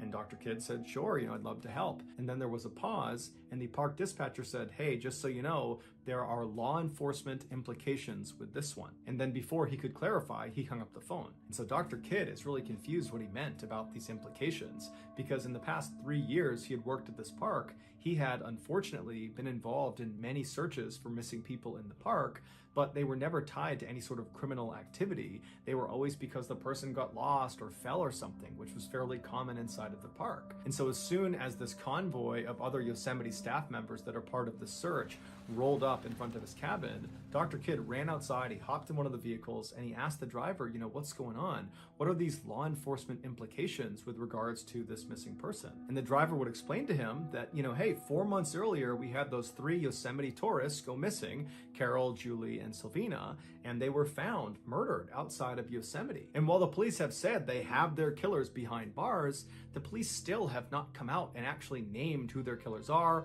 or charged anyone in their murders. And so that's made many of us think that maybe they don't have the killer or killers behind bars. Maybe there's a killer or killers still on the loose. And unfortunately, tonight, we have another person who's gone missing inside of the park. And she's gone missing under very mysterious circumstances, which has led many of us to think that it's possible, if there really is a killer out there, they've struck again tonight. Dr. Kidd was totally shocked at this news, but he was even more shocked when he discovered who it was that was missing. It was somebody he knew. Her name was Joey Armstrong, and she was a 26-year-old naturalist employed by Yosemite. A naturalist is like an expert tour guide that knows everything about the park. Dr. Kidd and the rest of the convoy of Yosemite staff that were going to be a part of the search sped around the corner and went down this unmarked road with huge trees on either side, and then eventually they came out of this heavily forested road and they entered into this unbelievably beautiful meadow. And on the very far end across this huge meadow is this one green cabin sitting at the base of this mountain with a forest on the other side of it. This totally secluded cabin in the middle of Yosemite was where Joey was living. As Dr. Kidd and the convoy went across this meadow and got closer to this cabin, Dr. Kidd could see park rangers walking around the perimeter of the cabin, marking it off with yellow police tape. When Dr. Kidd and his vehicle came to a stop right outside of the marked off area, they got out and they could see parked right next to the cabin was this white pickup truck. It was Joey's pickup truck, and inside of it was a bunch of luggage, and it looked like there was luggage that had spilled out onto the ground and some of the doors were still open. And so it gave Dr. Kidd and the rest of the searchers the impression that Joey must have either been loading things into her truck or unloading things out of her truck at the time she went missing. Dr. Kidd and the rest of the searchers kind of huddled up with the park rangers, and the rangers explained that Joey's friends that were living in San Francisco were expecting Joey to arrive at their house the day before, but when she didn't and they couldn't get in touch with her, they had called it in, and that's why they were there looking for her. And so after talking about the circumstances of the case, they all decided they would break into 5 different search groups, and they would begin searching the immediate area. Dr. Kidd and 4 other searchers began walking behind the cabin towards the tree line, and then once they got into that forest, they started walking towards this creek. And as they walked up along this creek, they suddenly noticed a whole bunch of trampled ferns and saplings, and it looked like someone had come running through there, and perhaps the person who was running was Joey. And so they began following these tracks that go right alongside this creek, and then at some point, one of the searchers yells out, "Hey, what's that up there?" And about 10 feet ahead of them, where the ground kind of sloped down into a ditch out of view, right before the ditch, hanging on a little tree on the ground, was a set of car keys glinting in the sunlight. And so Dr. Kidd, who was at the front of his small search party, he began walking towards these keys, and as he got closer and closer, he began to be able to see down into this ditch right on the other side of these keys. And as soon as he could actually see what was at the bottom, he immediately began to gag, and he turned around and quickly walked away. The other 4 searchers, they walked up and they had a look down, and they too had a similar reaction. And before long, the group was running back to the cabin to tell the park rangers what they had just discovered. When the rangers heard about what was in the forest, they immediately contacted the police, and the police sent a police officer to Joey Armstrong's mother's house, which was just outside of San Francisco. When the mother opened the door, the officer told her that they had just gotten a call from Yosemite and they need her to call them. And then he handed her a piece of paper with a a phone number on it. Joey's mother was immediately concerned and confused and tried to get more information from this officer, but the officer just said, look, you're just going to have to call that phone number. I really don't know anything. And so eventually she thanked him, she shut the door, and she went into the kitchen and she dials this number. After someone picked up, she introduced herself as Joey's mother, and at that point, the person who picked up quickly handed the phone off to someone who sounded much more senior, and this person asked Joey's mother, are you aware that your daughter is missing?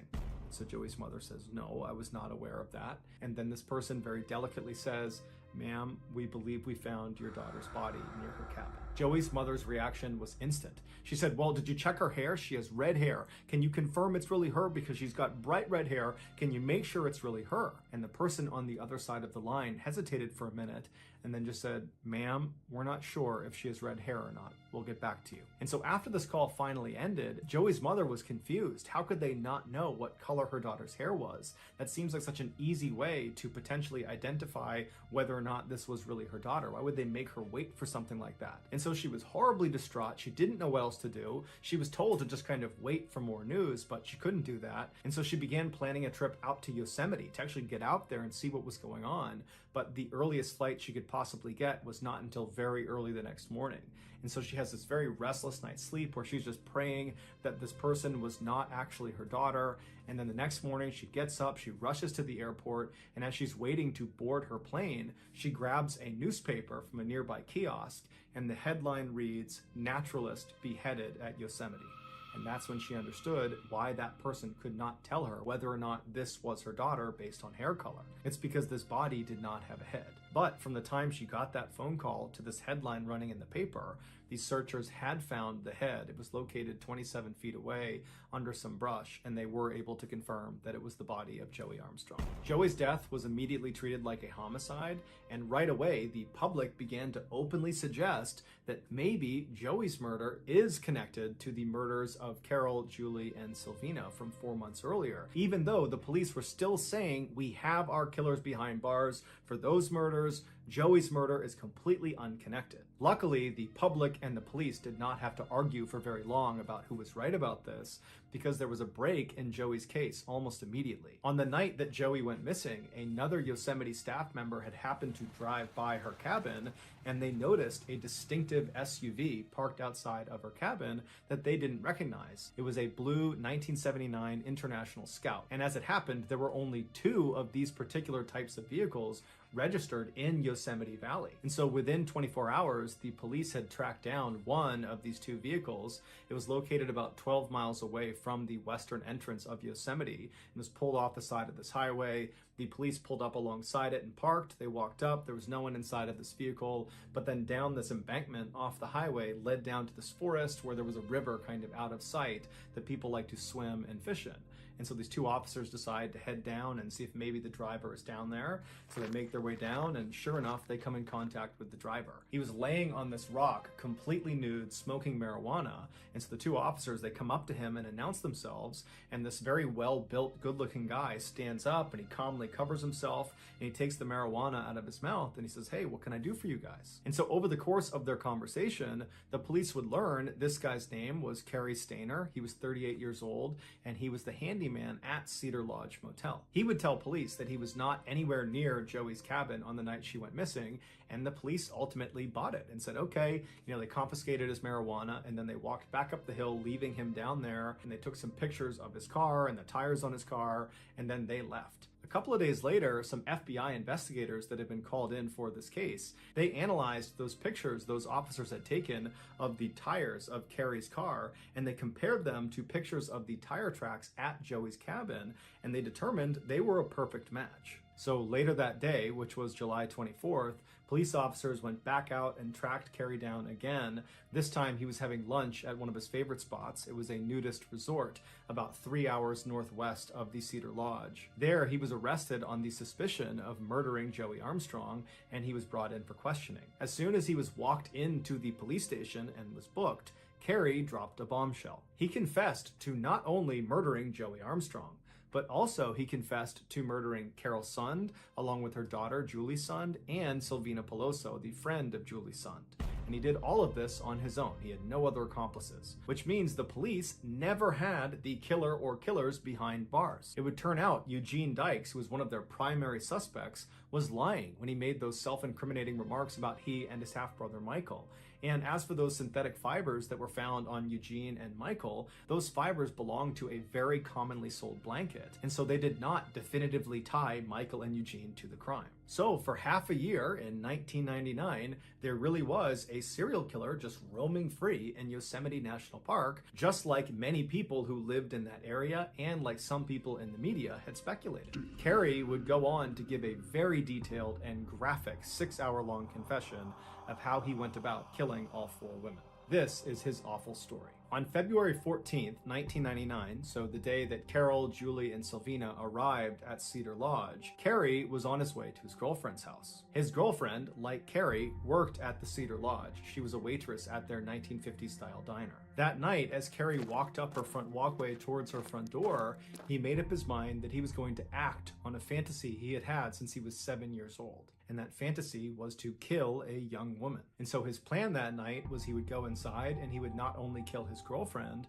but he would also kill her 2 daughters, who were 10 and 11 years old at the time. But when he went inside the house and was about to carry out this plan, he noticed out one of their windows there was a man in their backyard. And he asked his girlfriend, "Who's that guy out there?" And she would say, "Oh, I hired someone to take care of our property. So he's going to be cutting the grass and, doing some things with our garden. He's going to be here for a little bit, but he'll stay outside." And so this totally screwed up Carey's plan because he was not expecting there to be anybody there that night. And so for several hours, Carey anxiously sat there constantly looking out the window, waiting for this guy to leave so he could kill these 3 people. But the worker was just taking a lot of time, and it didn't seem like he was even close to being done. And so finally, Carey left without any explanation. Angry and frustrated, he began driving back to Cedar Lodge, where he had an apartment on the 2nd floor. And when he pulled into the parking lot, he noticed there was a car he had not seen earlier in the day. It was a 1999 red Pontiac Grand Prix. And suddenly, Carey had this urge to find out who owned that car. And maybe, if he was lucky, it was a woman who owned that car, and she was potentially alone. And if that was the case, he could fulfill his fantasy on this woman and not worry about the fact that he couldn't kill his girlfriend and her 2 kids. And so Carey parked his car a little bit away from this red car, and he walked over to the room that was right in front of this red car. And it was room 509, and he peeked behind one of the curtains into the room, which was all lit up, and he couldn't believe his luck. There were 3 women inside of this room. It was Carol, Julie, and Sylvina. And so Carey stayed back and continued looking through the window just to make sure there wasn't a man inside of this room. And after a while of watching them go in and out of the bathroom and nobody coming into the room but these 3 women and no men coming into the room from the outside, he was certain they were alone. And so when Carey finally turned around and left to go back to his room, he made the decision that he was going to come back the next day and kill them. The next day, which was February 15th, Carey secretly followed the 3 women when they hopped in their rental and drove to Yosemite. He followed them to the parking lot, and then he waited in the parking lot until the women had finished going through the park and having this wonderful time. He trailed them from the parking lot back to the Cedar Lodge, and then he secretly followed them when they went to that diner and they had hamburgers for dinner. And he continued to follow them from a distance and watch them rent movies from the front desk. And he followed them all the way back to their room. And once he knew they were inside their room and he watched them long enough to confirm they were not going to leave again, he went back to his room and he got his toolbox. In his toolbox was rope, duct tape, a knife, and a gun. And then around 11 p.m., he left his apartment and went downstairs and walked all the way back over to that corner room, room 509, where the women were. And he looked in the window and it was totally dark inside, so he assumed they must be sleeping, and he knocked on the door. A few minutes later, Carol came to the door and very cautiously opened it up just a crack, leaving that chain link lock still attached. And so she looked through at Carey and said, "Hi, can I help you?" And Carey, who held up his handyman toolbox and pointed to his name tag that said he was the Cedar Lodge handyman, he said, "Hi, ma'am, sorry to disturb you so late, but there is a leak in the room right above yours, and I need to make sure the leak is not coming down into your room. So can I come in and just have a quick look, and then I'll be out of here?" And Carol apparently was just not buying it. And she said, "Look, I haven't seen any leaks in this room. I don't think there is one, but even if there is, can it please wait until tomorrow, because we're all trying to sleep?" But Carey was very persistent, and Carey was known to be very charming and very disarming, and eventually he talked his way into the room. And so he walks inside, he walks past the bed where the other two teen girls are still sleeping, he goes into the bathroom, and for a few minutes he kind of pretends to fiddle around inside of the bathroom while Carol is standing right outside looking in at him. And then at some point, Carrie reached into his toolbox, pulled out the gun, and he aimed it at Carol, and he said, "Stay calm, I'm not gonna hurt you, this is just a robbery." Carol most likely believed their best chance at getting out of this situation was just to comply and do what he says. He'll rob us and then he'll leave and we'll be okay. And so Carol very dutifully went back into the room, and she quietly woke up her daughter and her daughter's friend, and before long, Carrie had tied up all three of them. He put the two teenagers in the bathroom and shut the door, and then he put Carol on the bed. And then he proceeded to assault Carol before strangling her to death with more rope. And then after she was dead, he carried her body outside of the motel room and put her in the trunk of her own rental car. And then after he shut the trunk, he went back inside the motel room. He went to the bathroom, he opened it up, he grabbed Sylvina, who was crying, and pulled her out, and he left Julie alone, cowering inside the bathroom by herself. He shut the door behind her, and then he brought Sylvina over to the bed where he assaulted her before strangling her as well to death with some additional rope. And then after Sylvina was dead, he carried her body outside of the motel and put her in the trunk of the rental car along with Carol's body.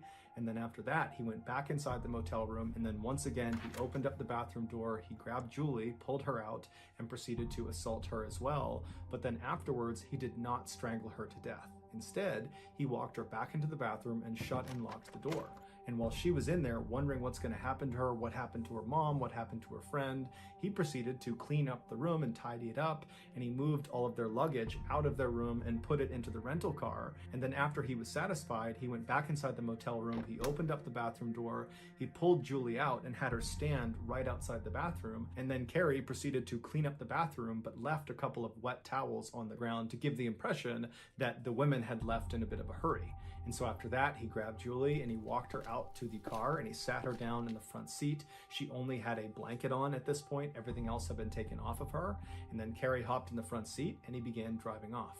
Julie must have been beyond terrified. She has no idea where her mom is. She has no idea where her friend is. She has no idea they're actually dead, locked in the trunk right behind her.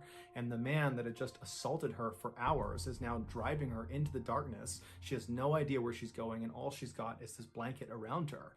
It's just beyond brutal what's happening to this poor girl. And so for 2 hours, Carrie drove them west along the highway in the middle of the night, and the whole time he's trying to make small talk with this poor girl, trying to tell her that she's going to be okay and that her mom and her friend, they're going to be okay. And then finally he pulls off the highway down some switchbacks into this big parking lot of the Don Pedro Lake.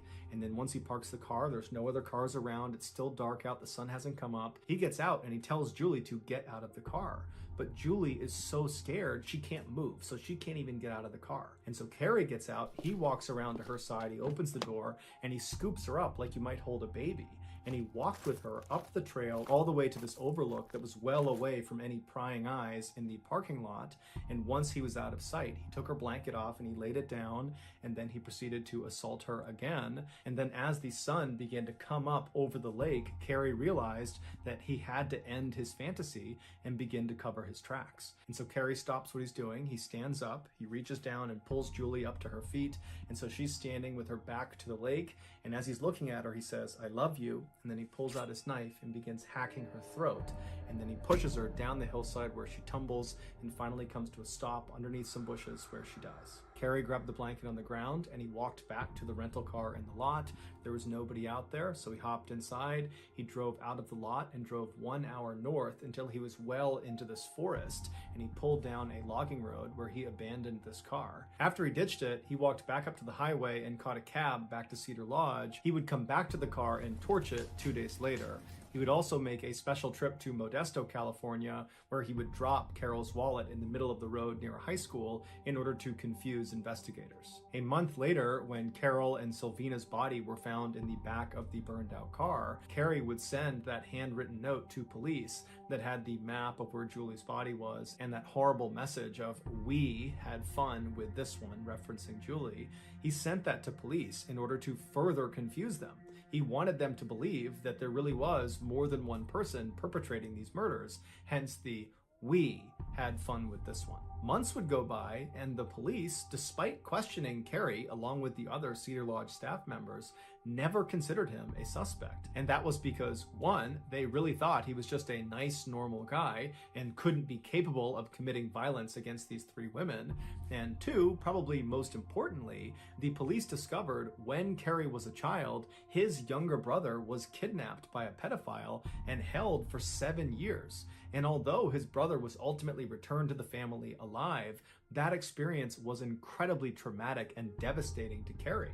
And so the police figured there's no way this guy would ever abduct or harm other people because he knows how traumatic and awful that is for the victim and the victim's family. If anything, Carey seemed like the type of guy who would go out of his way to protect and save these three women from being abducted or from being harmed. In July of that year, so 4 months after the three women's bodies were discovered, Carey, who believed he had completely gotten away with murder, and to that point he really had, he was just driving around Yosemite kind of reveling in the fact that he had gotten to live out this fantasy and not get punished for it, when he noticed there was this woman way off in the distance walking in and out of this cabin that was fairly isolated. And so he drove his 1979 International Scout blue SUV down this forested road, and he reaches this meadow, and he looks across this meadow, and now that this woman is even closer, he can tell she's clearly loading things into her truck, and she's going back and forth, and he's watching, wondering if there's anybody else helping her, because this cabin is very secluded, and he's thinking, if she's alone, I might be able to kill her too. And so after a while, when he only sees her loading things into her white pickup truck, he decides he's gonna go kill her. And so he drives across the meadow and he pulls up right next to her truck, and he gets out and he introduces himself. And the woman is so completely caught off guard by this random strange man showing up in the middle of the night, suddenly acting so friendly, that kind of reflexively, in an effort not to be rude, she says, "Hi, I'm Joey Armstrong. Nice to meet you. What are you doing down here?" And Carey would proceed to spark up some small talk. He asked her if she believed in Bigfoot, and they kind of got on this tangent about Bigfoot. And then at some point, Carey drew a pistol and he aimed it at her and said, "Go inside your cabin." And so Joey put her hands up and she went inside the cabin like she was told, and Carey followed her inside, and then he bound her wrists and he bound her mouth with duct tape, and then he ordered her to get back inside of his SUV. And then once she was sitting inside the front passenger seat, Carey got in the driver's seat and he began leaving the cabin, headed back out away towards that road he came in on. And as he's bombing across the meadow, Joey leaps head first out of the window of this moving car and smashes onto the ground, and she immediately jumps up and just starts running back towards the cabin. Carey jams on the brakes, he hops out and he starts chasing after Joey, but Joey manages to get fairly close to that tree line right behind the cabin before Carey ultimately grabs her and tackles her to the ground. And then Joey is viciously trying to fight Carey off of her, and Carey, kind of in a panic, draws his knife and he tries to slash at Joey, but Joey tucks her chin, protecting her neck from being stabbed. And so frustrated, Carey just stands up and he grabs Joey by the hair and he begins hauling her towards the forest behind her cabin. And the whole time Joey's doing everything in her power to try to escape, but she just can't. And finally they get inside the woods and Carey drags her into this ditch, and once she's down at the bottom, he puts his foot on the top of her head and forces it back, forcibly exposing her throat. And then at that point, he pulls out his knife and he begins to cut. Afterwards, Carey considered keeping Joey's head, but ultimately he would try to hide it in some bushes nearby. After Carey attempted to cover up some of the blood in the area with some branches and leaves, he left the forest and went back to his SUV. He didn't even attempt to tidy up the scene. He left her truck as is, he left her cabin as is. He just hopped in his SUV and drove back to Cedar Lodge. Carey would tell police that as soon as he killed Joey Armstrong, all he wanted to do was go kill his girlfriend and her 2 young daughters, the 10 and 11-year-old. But police caught him before he could carry out the attack. Carey Stainer, who never showed any remorse for his victims, was ultimately sentenced to death and is currently awaiting execution in San Quentin Prison in Northern California. One of the more distressing aspects of this case was Carol's camera that was found intact near the burned out car in the woods. The police would develop the pictures on this camera in hopes there would be some clue as to who murdered them, but it would turn out there wasn't any usable evidence on the camera. It was just pictures of Carol, her daughter, and Sylvina having this wonderful time in Yosemite, and that was it. But after Carey confessed to what he did to these poor women, those pictures take on a whole new, much darker meaning. In the final 8 images of the camera roll, we know Cary Stayner was either literally watching these women secretly at the time the picture was taken, or he was patiently waiting nearby for them to return. The final image that was taken on this camera was taken by Julie of her mother sitting on the bed and her friend Sylvina sitting on the other bed as they're getting ready to turn out the lights and go to sleep. That picture was taken just moments before Cary knocked on their door.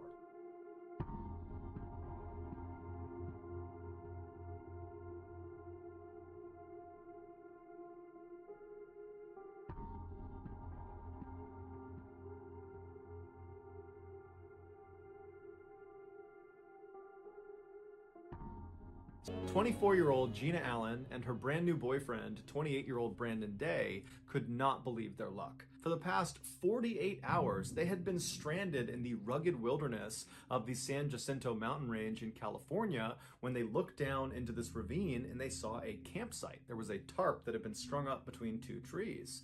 And so they ran over to it hoping that the owner of this campsite would be in there and they could help them get out of these mountains. But when they got to the campsite, there wasn't anyone there. But from the looks of it, it looked like someone had been living in this site fairly recently. Underneath this makeshift roof from this tarp was a sleeping pad, there was a warm sweater, there was shoes, there was a disposable razor, some kitchen utensils, and there was a yellow backpack. Without any hesitation, Brandon and Gina, who were totally famished and they're exhausted and they're desperate, they just start rifling through the different things in camp, hoping to find some things that will help save their life, like a cell phone or a radio, or even just a lighter or some matches or some food. And so Brandon focused on all the items that are just kind of laying out under the tarp, and Gina focused on the contents of the yellow backpack. And so Gina, she opens up this backpack and she starts pulling out all these maps that are inside. And she notices on the margins of these maps in the white space, there is handwriting, and it's done in pen, and it looks like it's been written fairly recently. Now, at first, she didn't read any of the notes that were on these margins. She was just kind of pulling them out and stacking them on the ground next to her and continuing to rummage through this bag. But at some point, out of the corner of her eye, she noticed on the top map that was sitting on the ground next to her, there was a particular note at the top of the page that as soon as she saw it, she stopped what she was doing, she turned and looked at it. She couldn't believe what she was seeing, and in fact, she didn't want to get her hopes up, but she slowly reached over, she picked the map up, and she put it right in front of her face, and as soon as she was reading it, she just started laughing. She was so happy, she was so relieved, she yelled to Brandon to come over and look at this. And so Brandon stopped what he was doing, he turned around, and he bent down, and he looked exactly where she was looking, and when he read what she had read, he started laughing too. They were saved. There at the top of this map, there was a note that was dated the same date as the day they were there, May 8th. And so they knew whoever had written this had written it at least in the last couple of hours because it was May 8th. And so they had to be around here somewhere. And so Gina and Brandon, they stand up and they start yelling out for the owner of this camp to please come out and help them. But in their excitement, Brandon and Gina had overlooked a critical detail in this note. And it would turn out that critical detail would change their lives and the life of the man who owned this camp forever. Before Brandon and Gina ever began their doomed hike into the San Jacinto mountain range, another man, one which neither of them knew, was gearing up for a hike of his own that would take him through the San Jacinto mountain range. His name was John Donovan, and on April 19th, 2005, which was the day he would begin this journey, he was 59 years old. John had absolutely no family. He was born an only child, and by the time he was 10 years old, he had been orphaned and basically had to raise himself from that point onward. By the time John was in his 20s, he had moved to Virginia, where he had taken a job as a social worker. And despite making a fairly decent salary, he refused to spend any more money than he absolutely had to. It was a habit he had developed as an orphan child, trying to make ends meet with virtually no money whatsoever, and as an adult, that habit just never left him. So as a result, for his entire life, all the way up until he left for that hike in 2005, he never had anything nice. He basically wore the exact same outfit virtually every single day. He never owned a car, he never owned a phone, he never owned a computer, and when it came to where he chose to live, he would always live in the most absurdly cheap dwellings possible, which included at one point living in a partially burned down, abandoned savings bank with no heat. John was a proud Irish Catholic, he drank lots of whiskey, he swore like a sailor, and he had no problem speaking his mind no matter who he was talking to. While he was a lovely person once you got to meet him, his unorthodox lifestyle and his at times gruff exterior made it pretty difficult for him to make friends for most of his life. But when he was in his 40s, he wanted to lose some weight, and so he decided to join a hiking club. And to his surprise, the other members of this hiking club adored him.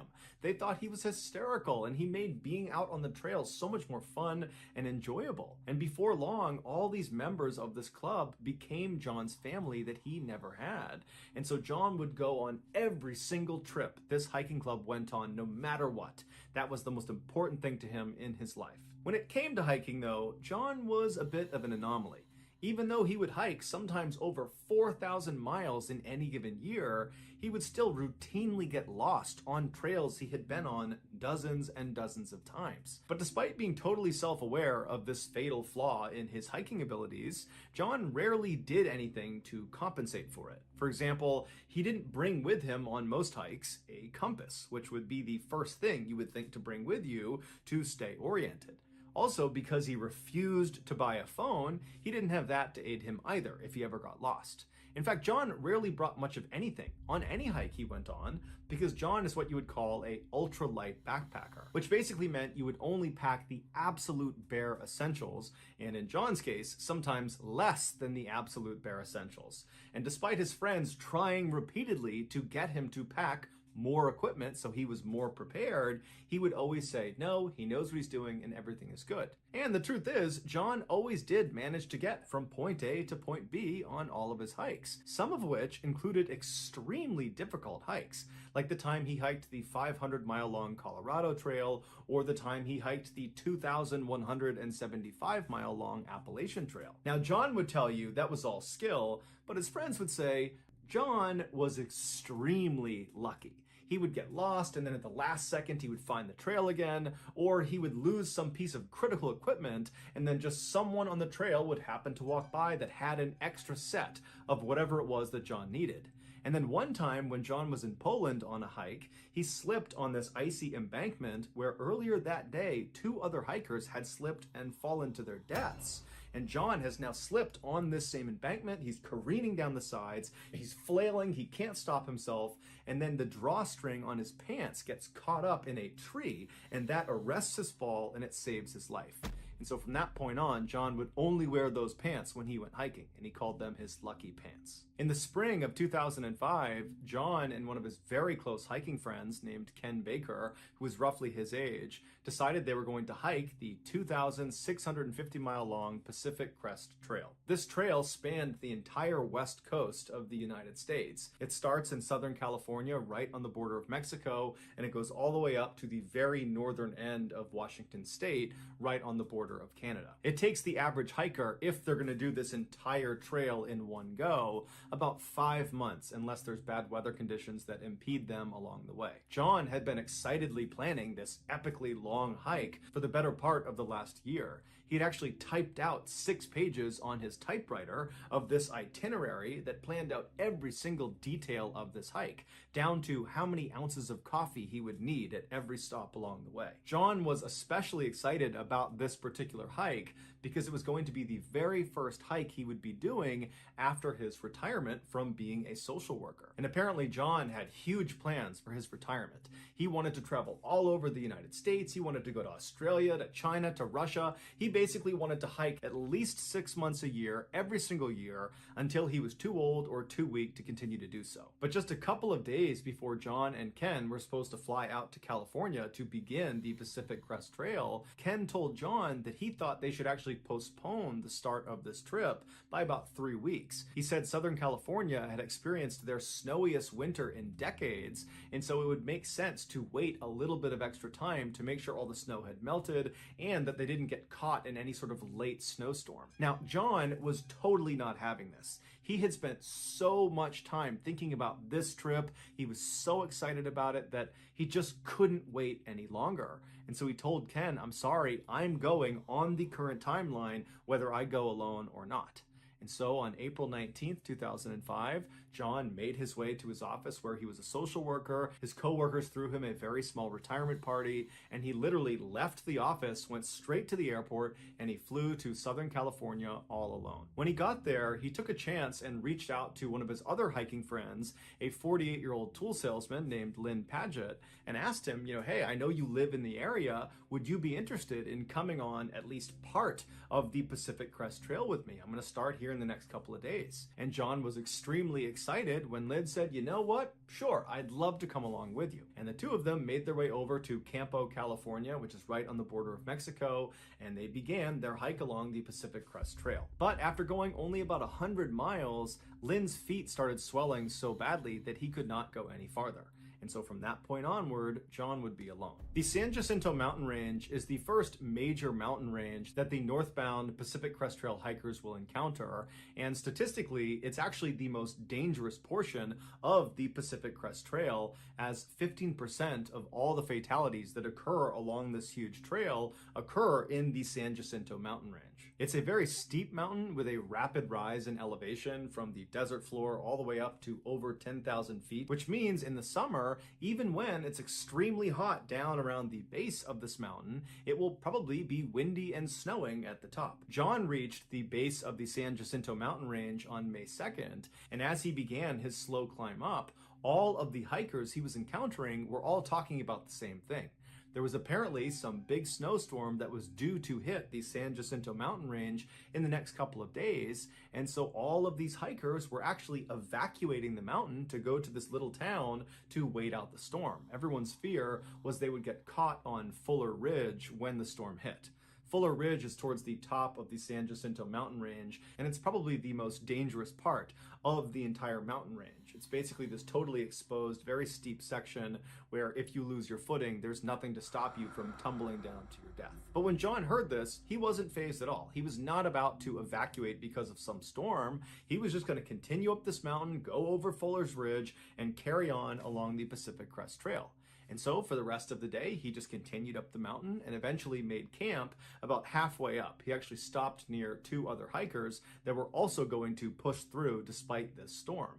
It was a 46-year-old nurse from Canada named Connie Davis and her son, 20-year-old Alex. And they were both very experienced high-altitude climbers, and they had all the right gear, and they were very well prepared. And so that night, after both parties had set up their camp, they struck up a friendly conversation, during which John made some dismissive comments about Connie's parenting style that really agitated her, although it didn't seem like John really noticed he had upset her.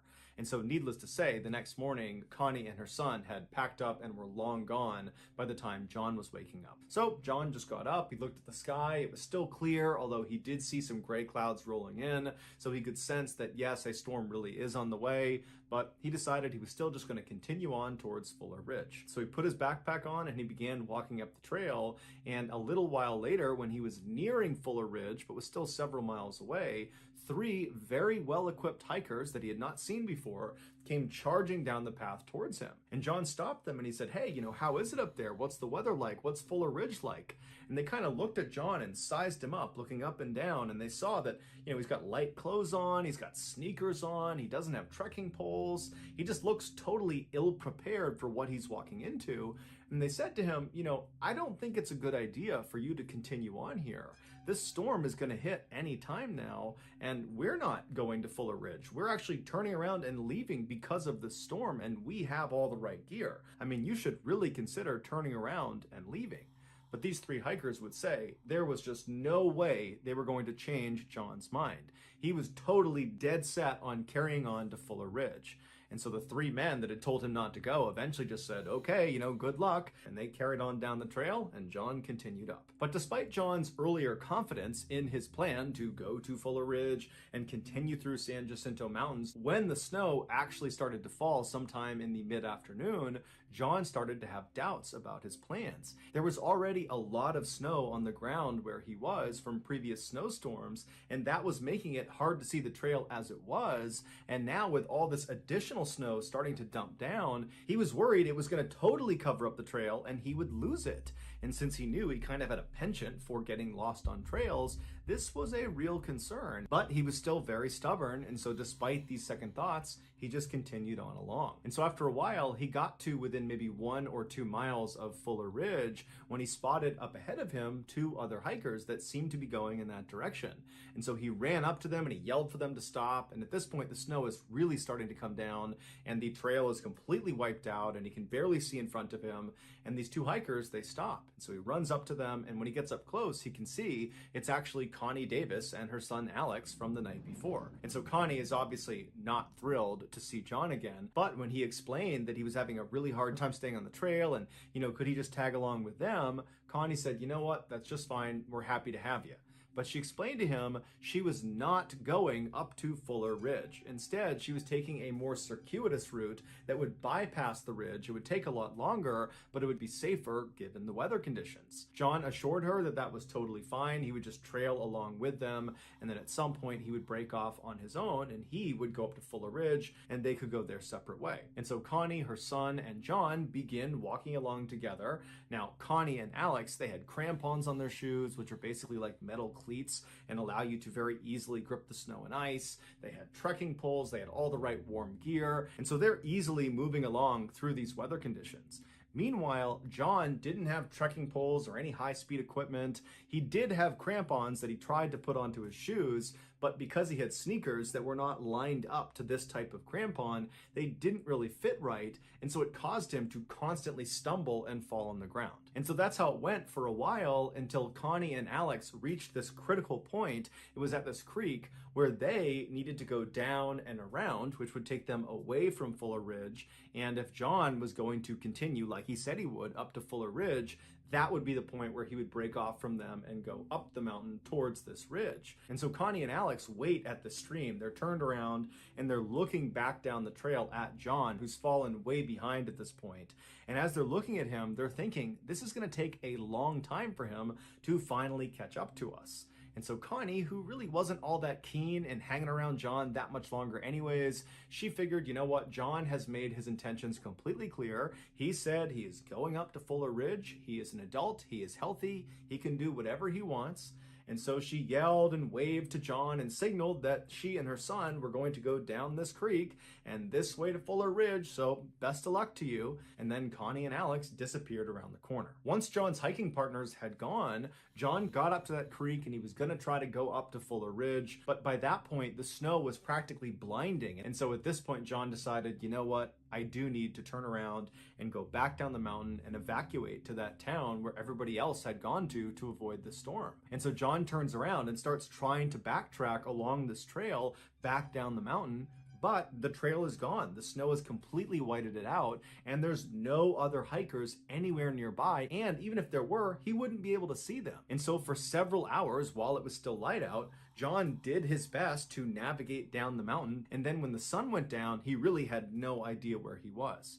And so instead of trying to stay on this trail that at this point he really didn't think he was on, he looked out away from the mountain, and way down below, he saw this big bright cluster of lights. Even through the falling snow, he could clearly see those were lights of a city. And so he decided he would use that as kind of like his North Star, and he would just continuously walk downhill towards those lights. And so for several hours, he just began walking towards these lights, narrowly avoiding huge drop-offs and climbing over boulders and avoiding trees and animals. And finally, he got to this very critical point in his journey down to these lights. He reached this area called Long Valley where he had a decision to make. He could either continue down the mountain, which would require jumping down into this ravine that once he did, he would not be able to climb back out again. It was too steep. or he could turn around and hike way back up the mountain and go some other direction. But at this point, he had really no idea what direction was the best direction. All he knew is he needed to go down the mountain because his situation was getting worse and worse by the second. If he didn't find shelter soon, he might get hypothermia and just die out here. And so he decided he would jump down into this ravine. And so he laid on his stomach, he lowered himself down over the edge, and he dropped down into the valley below. Once he stood up, he just continued walking down the mountain, and at some point he spotted a stream that he began to follow along. And as he followed this ravine, which was taking him straight down the mountain, he noticed the ravine walls, these huge walls on either side of him, seemed to get closer and closer to him, like this ravine was kind of coming to a point. And then after a while, he noticed up ahead, the stream just kind of disappeared. And so he walked a little bit farther, and then he came to an abrupt stop. The water had disappeared because it had flown off a 100-foot cliff that he was now standing in front of. He had come to the edge of this huge waterfall, and there was absolutely no way to lower himself down over it. It was an absolute fall to the death if he attempted to go down this waterfall. And so he looked to his left and he looked to his right, and these huge canyon walls that had followed him all the way to this edge from when he dropped down, they were sheer cliffs. There was no way to climb those. And his initial drop into this ravine was unclimbable. He knew that going in. And so he was boxed in, he was trapped, and he likely knew that it would be at least a week or more before anybody figured out that he was even missing. And so totally disheartened, John left the edge of this cliff, this waterfall, and walked back up to a relatively flat area farther up the ravine, and he began to set up camp. He pulled out his green tarp, he put some line between two trees, he made a makeshift roof, he laid out his bed mat underneath, and then he climbed underneath the tarp and he settled in for a long night. The next morning, when the sun came up, John attempted to make a fire, but none of the wood he was finding was dry enough, so all of his fires just kind of smoldered but didn't really catch. He had a mirror, a signal mirror, and he was prepared to flag down any aircraft that flew overhead, but no aircraft did, so he didn't flag anyone down. And so by the end of that night, he was back under his tarp, having made no progress, settling in for another freezing cold, sleepless night. The next morning, when the sun finally came up again, John was totally disheartened, and he decided to start jotting notes down on the margins of his map, which was the only place he had space to write. He figured he would keep a sort of diary. That way, if he didn't get out of here, someone would figure out what happened to him. And so his first entry was that day, May 5th, and he wrote that his friend Ken was right. He should have postponed this trip by 3 weeks and avoided the bad weather. Ken was the smart one. And also in this May 5th entry, he took an inventory of his food supply. He said he only had 12 cheese crackers left. And then on May 8th, John wrote a note that said, "Took a fall, too weak to climb out of canyon, down is a gorge, no way out." This was the message that Gina and Brandon discovered when they stumbled on this campsite. But the significance of this note was not literally what he wrote, but rather when he wrote it. On May 6th, Brandon Day and his girlfriend, Gina Allen, were in Palm Springs for a business convention. Brandon was a financial advisor, and so he was out here for business, and Gina was his guest, so she was really just vacationing. And so towards the end of the convention, when Brandon had some free time,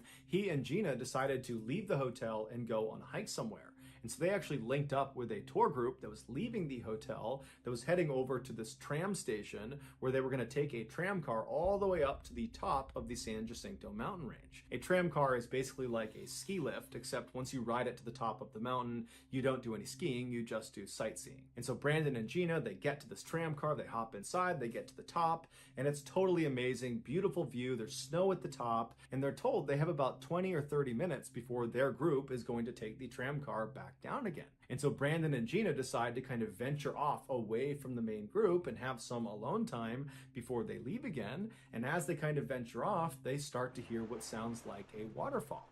And so the two of them are kind of looking around, asking if they can see it or if they know where it is, and they don't. And so they say, "Hey, do you want to just leave the trail and walk towards this waterfall? It can't be far. It sounds like it's only maybe a couple of minutes away. We'll take some pictures, we'll come back, and then we'll catch the tram back down again." And so they decide this is a great idea. They leave the path and they start walking towards the sound of this waterfall. But after walking for a pretty significant distance, they realize the sound of this waterfall is not getting any closer. it seems to actually just be getting farther and farther away. And what they didn't know was happening was the sound of the waterfall was actually echoing off the walls of this mountain. It was basically playing a trick on them. The acoustics made it seem like it was really close, but really it wasn't. It was pretty far away. And so by the time they finally did locate this waterfall, they knew they had ventured fairly far off the main trail, and they really needed to hustle to get back up to the tram station to meet their group and catch that last car out. And so they took a couple of pictures of this waterfall and then quickly turned around and began booking it back towards the station. But on their return trip, which they believed they were going in the right direction, they started hearing the sound of voices coming from the tram station, but they were coming from a different direction. And so Gina and Brandon stopped and they're thinking, I think we got to go this way, but clearly that's the sound of the other people in our group coming from that direction. And so they decide to follow the sound of the voices. But just like the sound of the waterfall, the sound of the voices were not coming from that direction.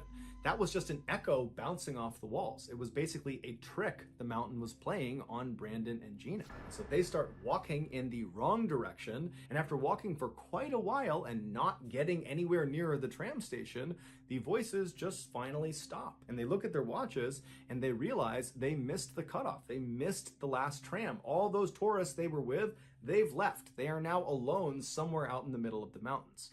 But they did not panic. They figured, you know what, we'll just make our way to the tram station and we'll either catch the next tram or, maybe there's a payphone or something up there we can use and, we'll figure it out. Now, it's important to mention that Brandon and Gina did not expect to spend very much time out in the elements. They expected to get on a tram, stay at the top of this tram station with a bunch of other tourists where there was a restaurant and a bar, and then they were going to ride that tram car back down and be back at their hotel before dinner time. As such, they didn't bring any supplies. They didn't even have their cell phones. They had left those in the hotel room because they wanted to make sure they were focused on each other. And so all they had were the clothes on their back, which were very light. They had tank tops and some sweatpants on. They each had a very light jacket as well. And they had a wallet and some chapstick. They had no water. They had no food. And so Brandon and Gina, they begin walking around in search of this tram station. And for several hours, despite their best efforts, they don't find it. And then before long, the sun is going down and the temperature is dropping rapidly. And so eventually, after it becomes too dark to continue to move around, the couple winds up going into a cave where they huddle up all night, barely avoiding becoming hypothermic. The next day, when the sun comes up, they haven't slept at all, they climb out of their cave, and they continue walking around the mountain in hopes they find this tram station. But eventually, they get to one of the higher points of the area they were in, and they have a pretty good vantage point around them, and when they start looking out, they don't see the tram station, they don't see anything but wilderness in all directions. And so they decided their best bet was just to walk straight down the mountain and try to just walk off the mountain. And they figured as they began walking down the mountain that the tour guide had probably recognized they were short 2 people the day before. And so certainly a search had been launched and there were people looking for them, and probably they would be found long before they ever had to actually walk off this mountain. But little did they know, their tour guide that had brought them onto the tram and then brought that group down, they had recognized they were short 2 people, but they assumed those 2 people must have just taken an earlier tram, and so nothing was reported. Nobody was looking for them. And so all day, Brandon and Gina made their way down this very steep mountain, falling half the time, smashing into rocks and trees, and getting cut up on manzanita bushes. It was just this awful experience. And by the time the sun was going down, they had no sense of how close they were to the bottom. They didn't have a good viewpoint. They were just kind of trapped inside of the wilderness. So once again, they huddled up for the entire night. This time they didn't have a cave to protect them from the wind. And so it was just another absolutely miserable night. And so finally the sun comes up on the 3rd day, and Brandon and Gina, they're up and they are moving straight down this hill. They want to get out of there as soon as they can. And after smashing into more boulders and more trees and getting more banged up, they finally arrive at the same drop-off down into a ravine in Long Valley that John had gotten to. And so they're standing over this ravine, debating whether they should make the leap and jump down into this ravine, even though it means they can't climb out again.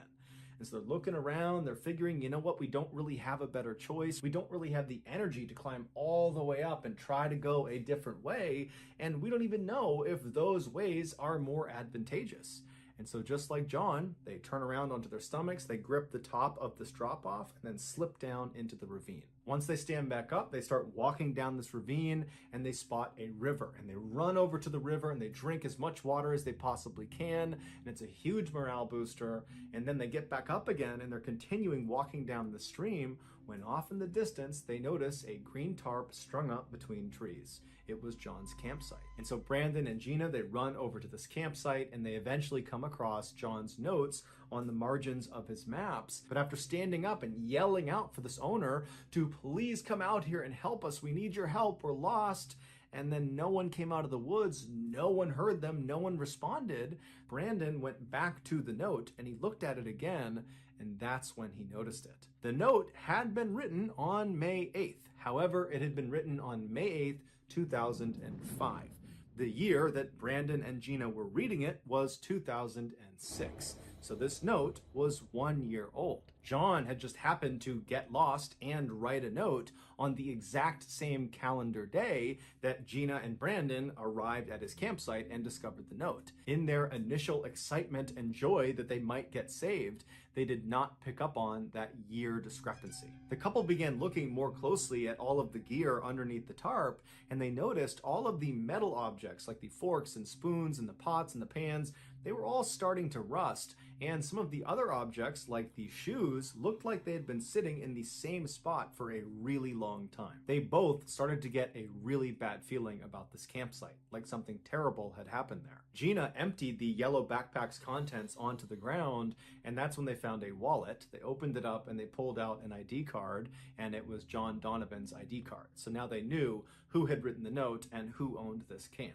Afterwards, Gina and Brandon laid out all of the maps to see if there were other messages that they had not read yet. And there were. There were 2 other additional messages after the May 8th message. On May 11th, John said he was celebrating his 60th birthday and that unfortunately he was down to his last 2 cheese crackers. And then in his final message on May 14th, John wrote, "Headed down to creek for water. Goodbye. Love you all." Devastated, the couple knew what they were reading were almost certainly John's last words, and his body was most likely somewhere around here. And then it dawned on the couple that if John, who seemed like an experienced hiker who had all this gear, if he had gotten trapped and died out here, then how did they stand any chance with no experience and no equipment? And so not knowing what else to do, Gina just rounded up all of John's things, she stuffed them into his yellow backpack, and then she shouldered the pack, and then she and Brandon just walked away from John's campsite and continued walking downhill, hoping that up ahead there was not going to be some gorge like John had mentioned in his May 8th note. But unfortunately, after walking for a little while, they reached that cliff with the 100-foot drop, with the waterfall going off the side of it, and they realized that they were trapped, same as John. There was nothing they could do. And so totally speechless and shocked, they just both sat down, they didn't look at each other, and they just sat there wondering what was going to happen next.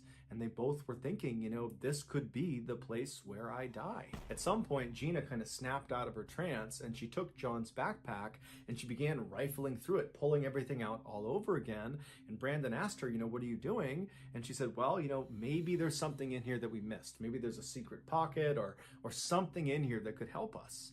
And so she rifles through this bag, and sure enough, she finds inside of a small pocket in the bottom of the bag was another bag, a little plastic bag, and inside of it were matches, and they were still dry. And so immediately the couple pull them out and they start to round up logs to try to make a fire. And as soon as they light it, it doesn't catch because all the logs in the area that were on the ground were wet from previous snowstorms and rainstorms. And so all night they tried lighting these fires, but they all just kind of smoldered out. And so eventually, after the sun went down, Gina and Brandon, who were totally disheartened, they went back up to John's campsite and they went under his tarp and they huddled together for another freezing cold night. The next morning, Brandon woke up because he actually did fall asleep, and Gina was still sleeping. And so Brandon decided to just leave the tarp and go out and get a breath of fresh air. He knew they were in a terrible position, but he just wanted to clear his head. So he stood up and he could barely stand. He was so achy and tired and he was so hungry, and he decided he would just walk down to the edge of this cliff and look out into the valley to see if maybe there was a way down. And so he walked along the river, stopping periodically to get a sip of water until he got to the very edge. And when he got there, he looked down and he saw something that he had not seen the day before. There, in a pool of water all the way down, 100 feet down, was a body lying face down in a pool of water. And that body belonged to John Donovan. Brandon was too far away to actually confirm if that really was John, but he instantly knew. But instead of being scared or saddened or depressed by the sight, it kind of invigorated Brandon and reminded him that if he doesn't act, he and Gina were going to die too. And so Brandon decided he wasn't going to set some small campfire to try to signal someone. He was going to try to light the entire forest on fire. And so he walked back up to the campsite and he got the matches out from the backpack, and then he walked into the forest a ways that was right near the river and near their campsite, and he found this tree that was obviously dead, and he walked around gathering as much dry wood as he could, and he propped it up against this dead tree, and then he put as much kindling as he possibly could into this hole in the trunk of this dead tree. And after doing all this prep work, he got his matches out and he lit some of the kindling, and to his surprise, the tree caught on fire almost immediately. In fact, it burned so quickly and so big that Brandon had to run away so that he didn't catch on fire. And before long, all these trees are catching on fire, and he had to run all the way back to the campsite and wake Gina up. So he grabs Gina, they get up, and they run all the way over to the edge of the waterfall, and they turn, and they're just watching half an acre just completely erupt in flames. And all this black smoke is billowing up into the sky. And then about an hour later, after the fire had eventually just kind of died out on its own, Gina and Brandon heard the distant rumblings of a helicopter. They had seen the smoke and they were coming to rescue them. Gina and Brandon would be airlifted out of the ravine and would make full recoveries.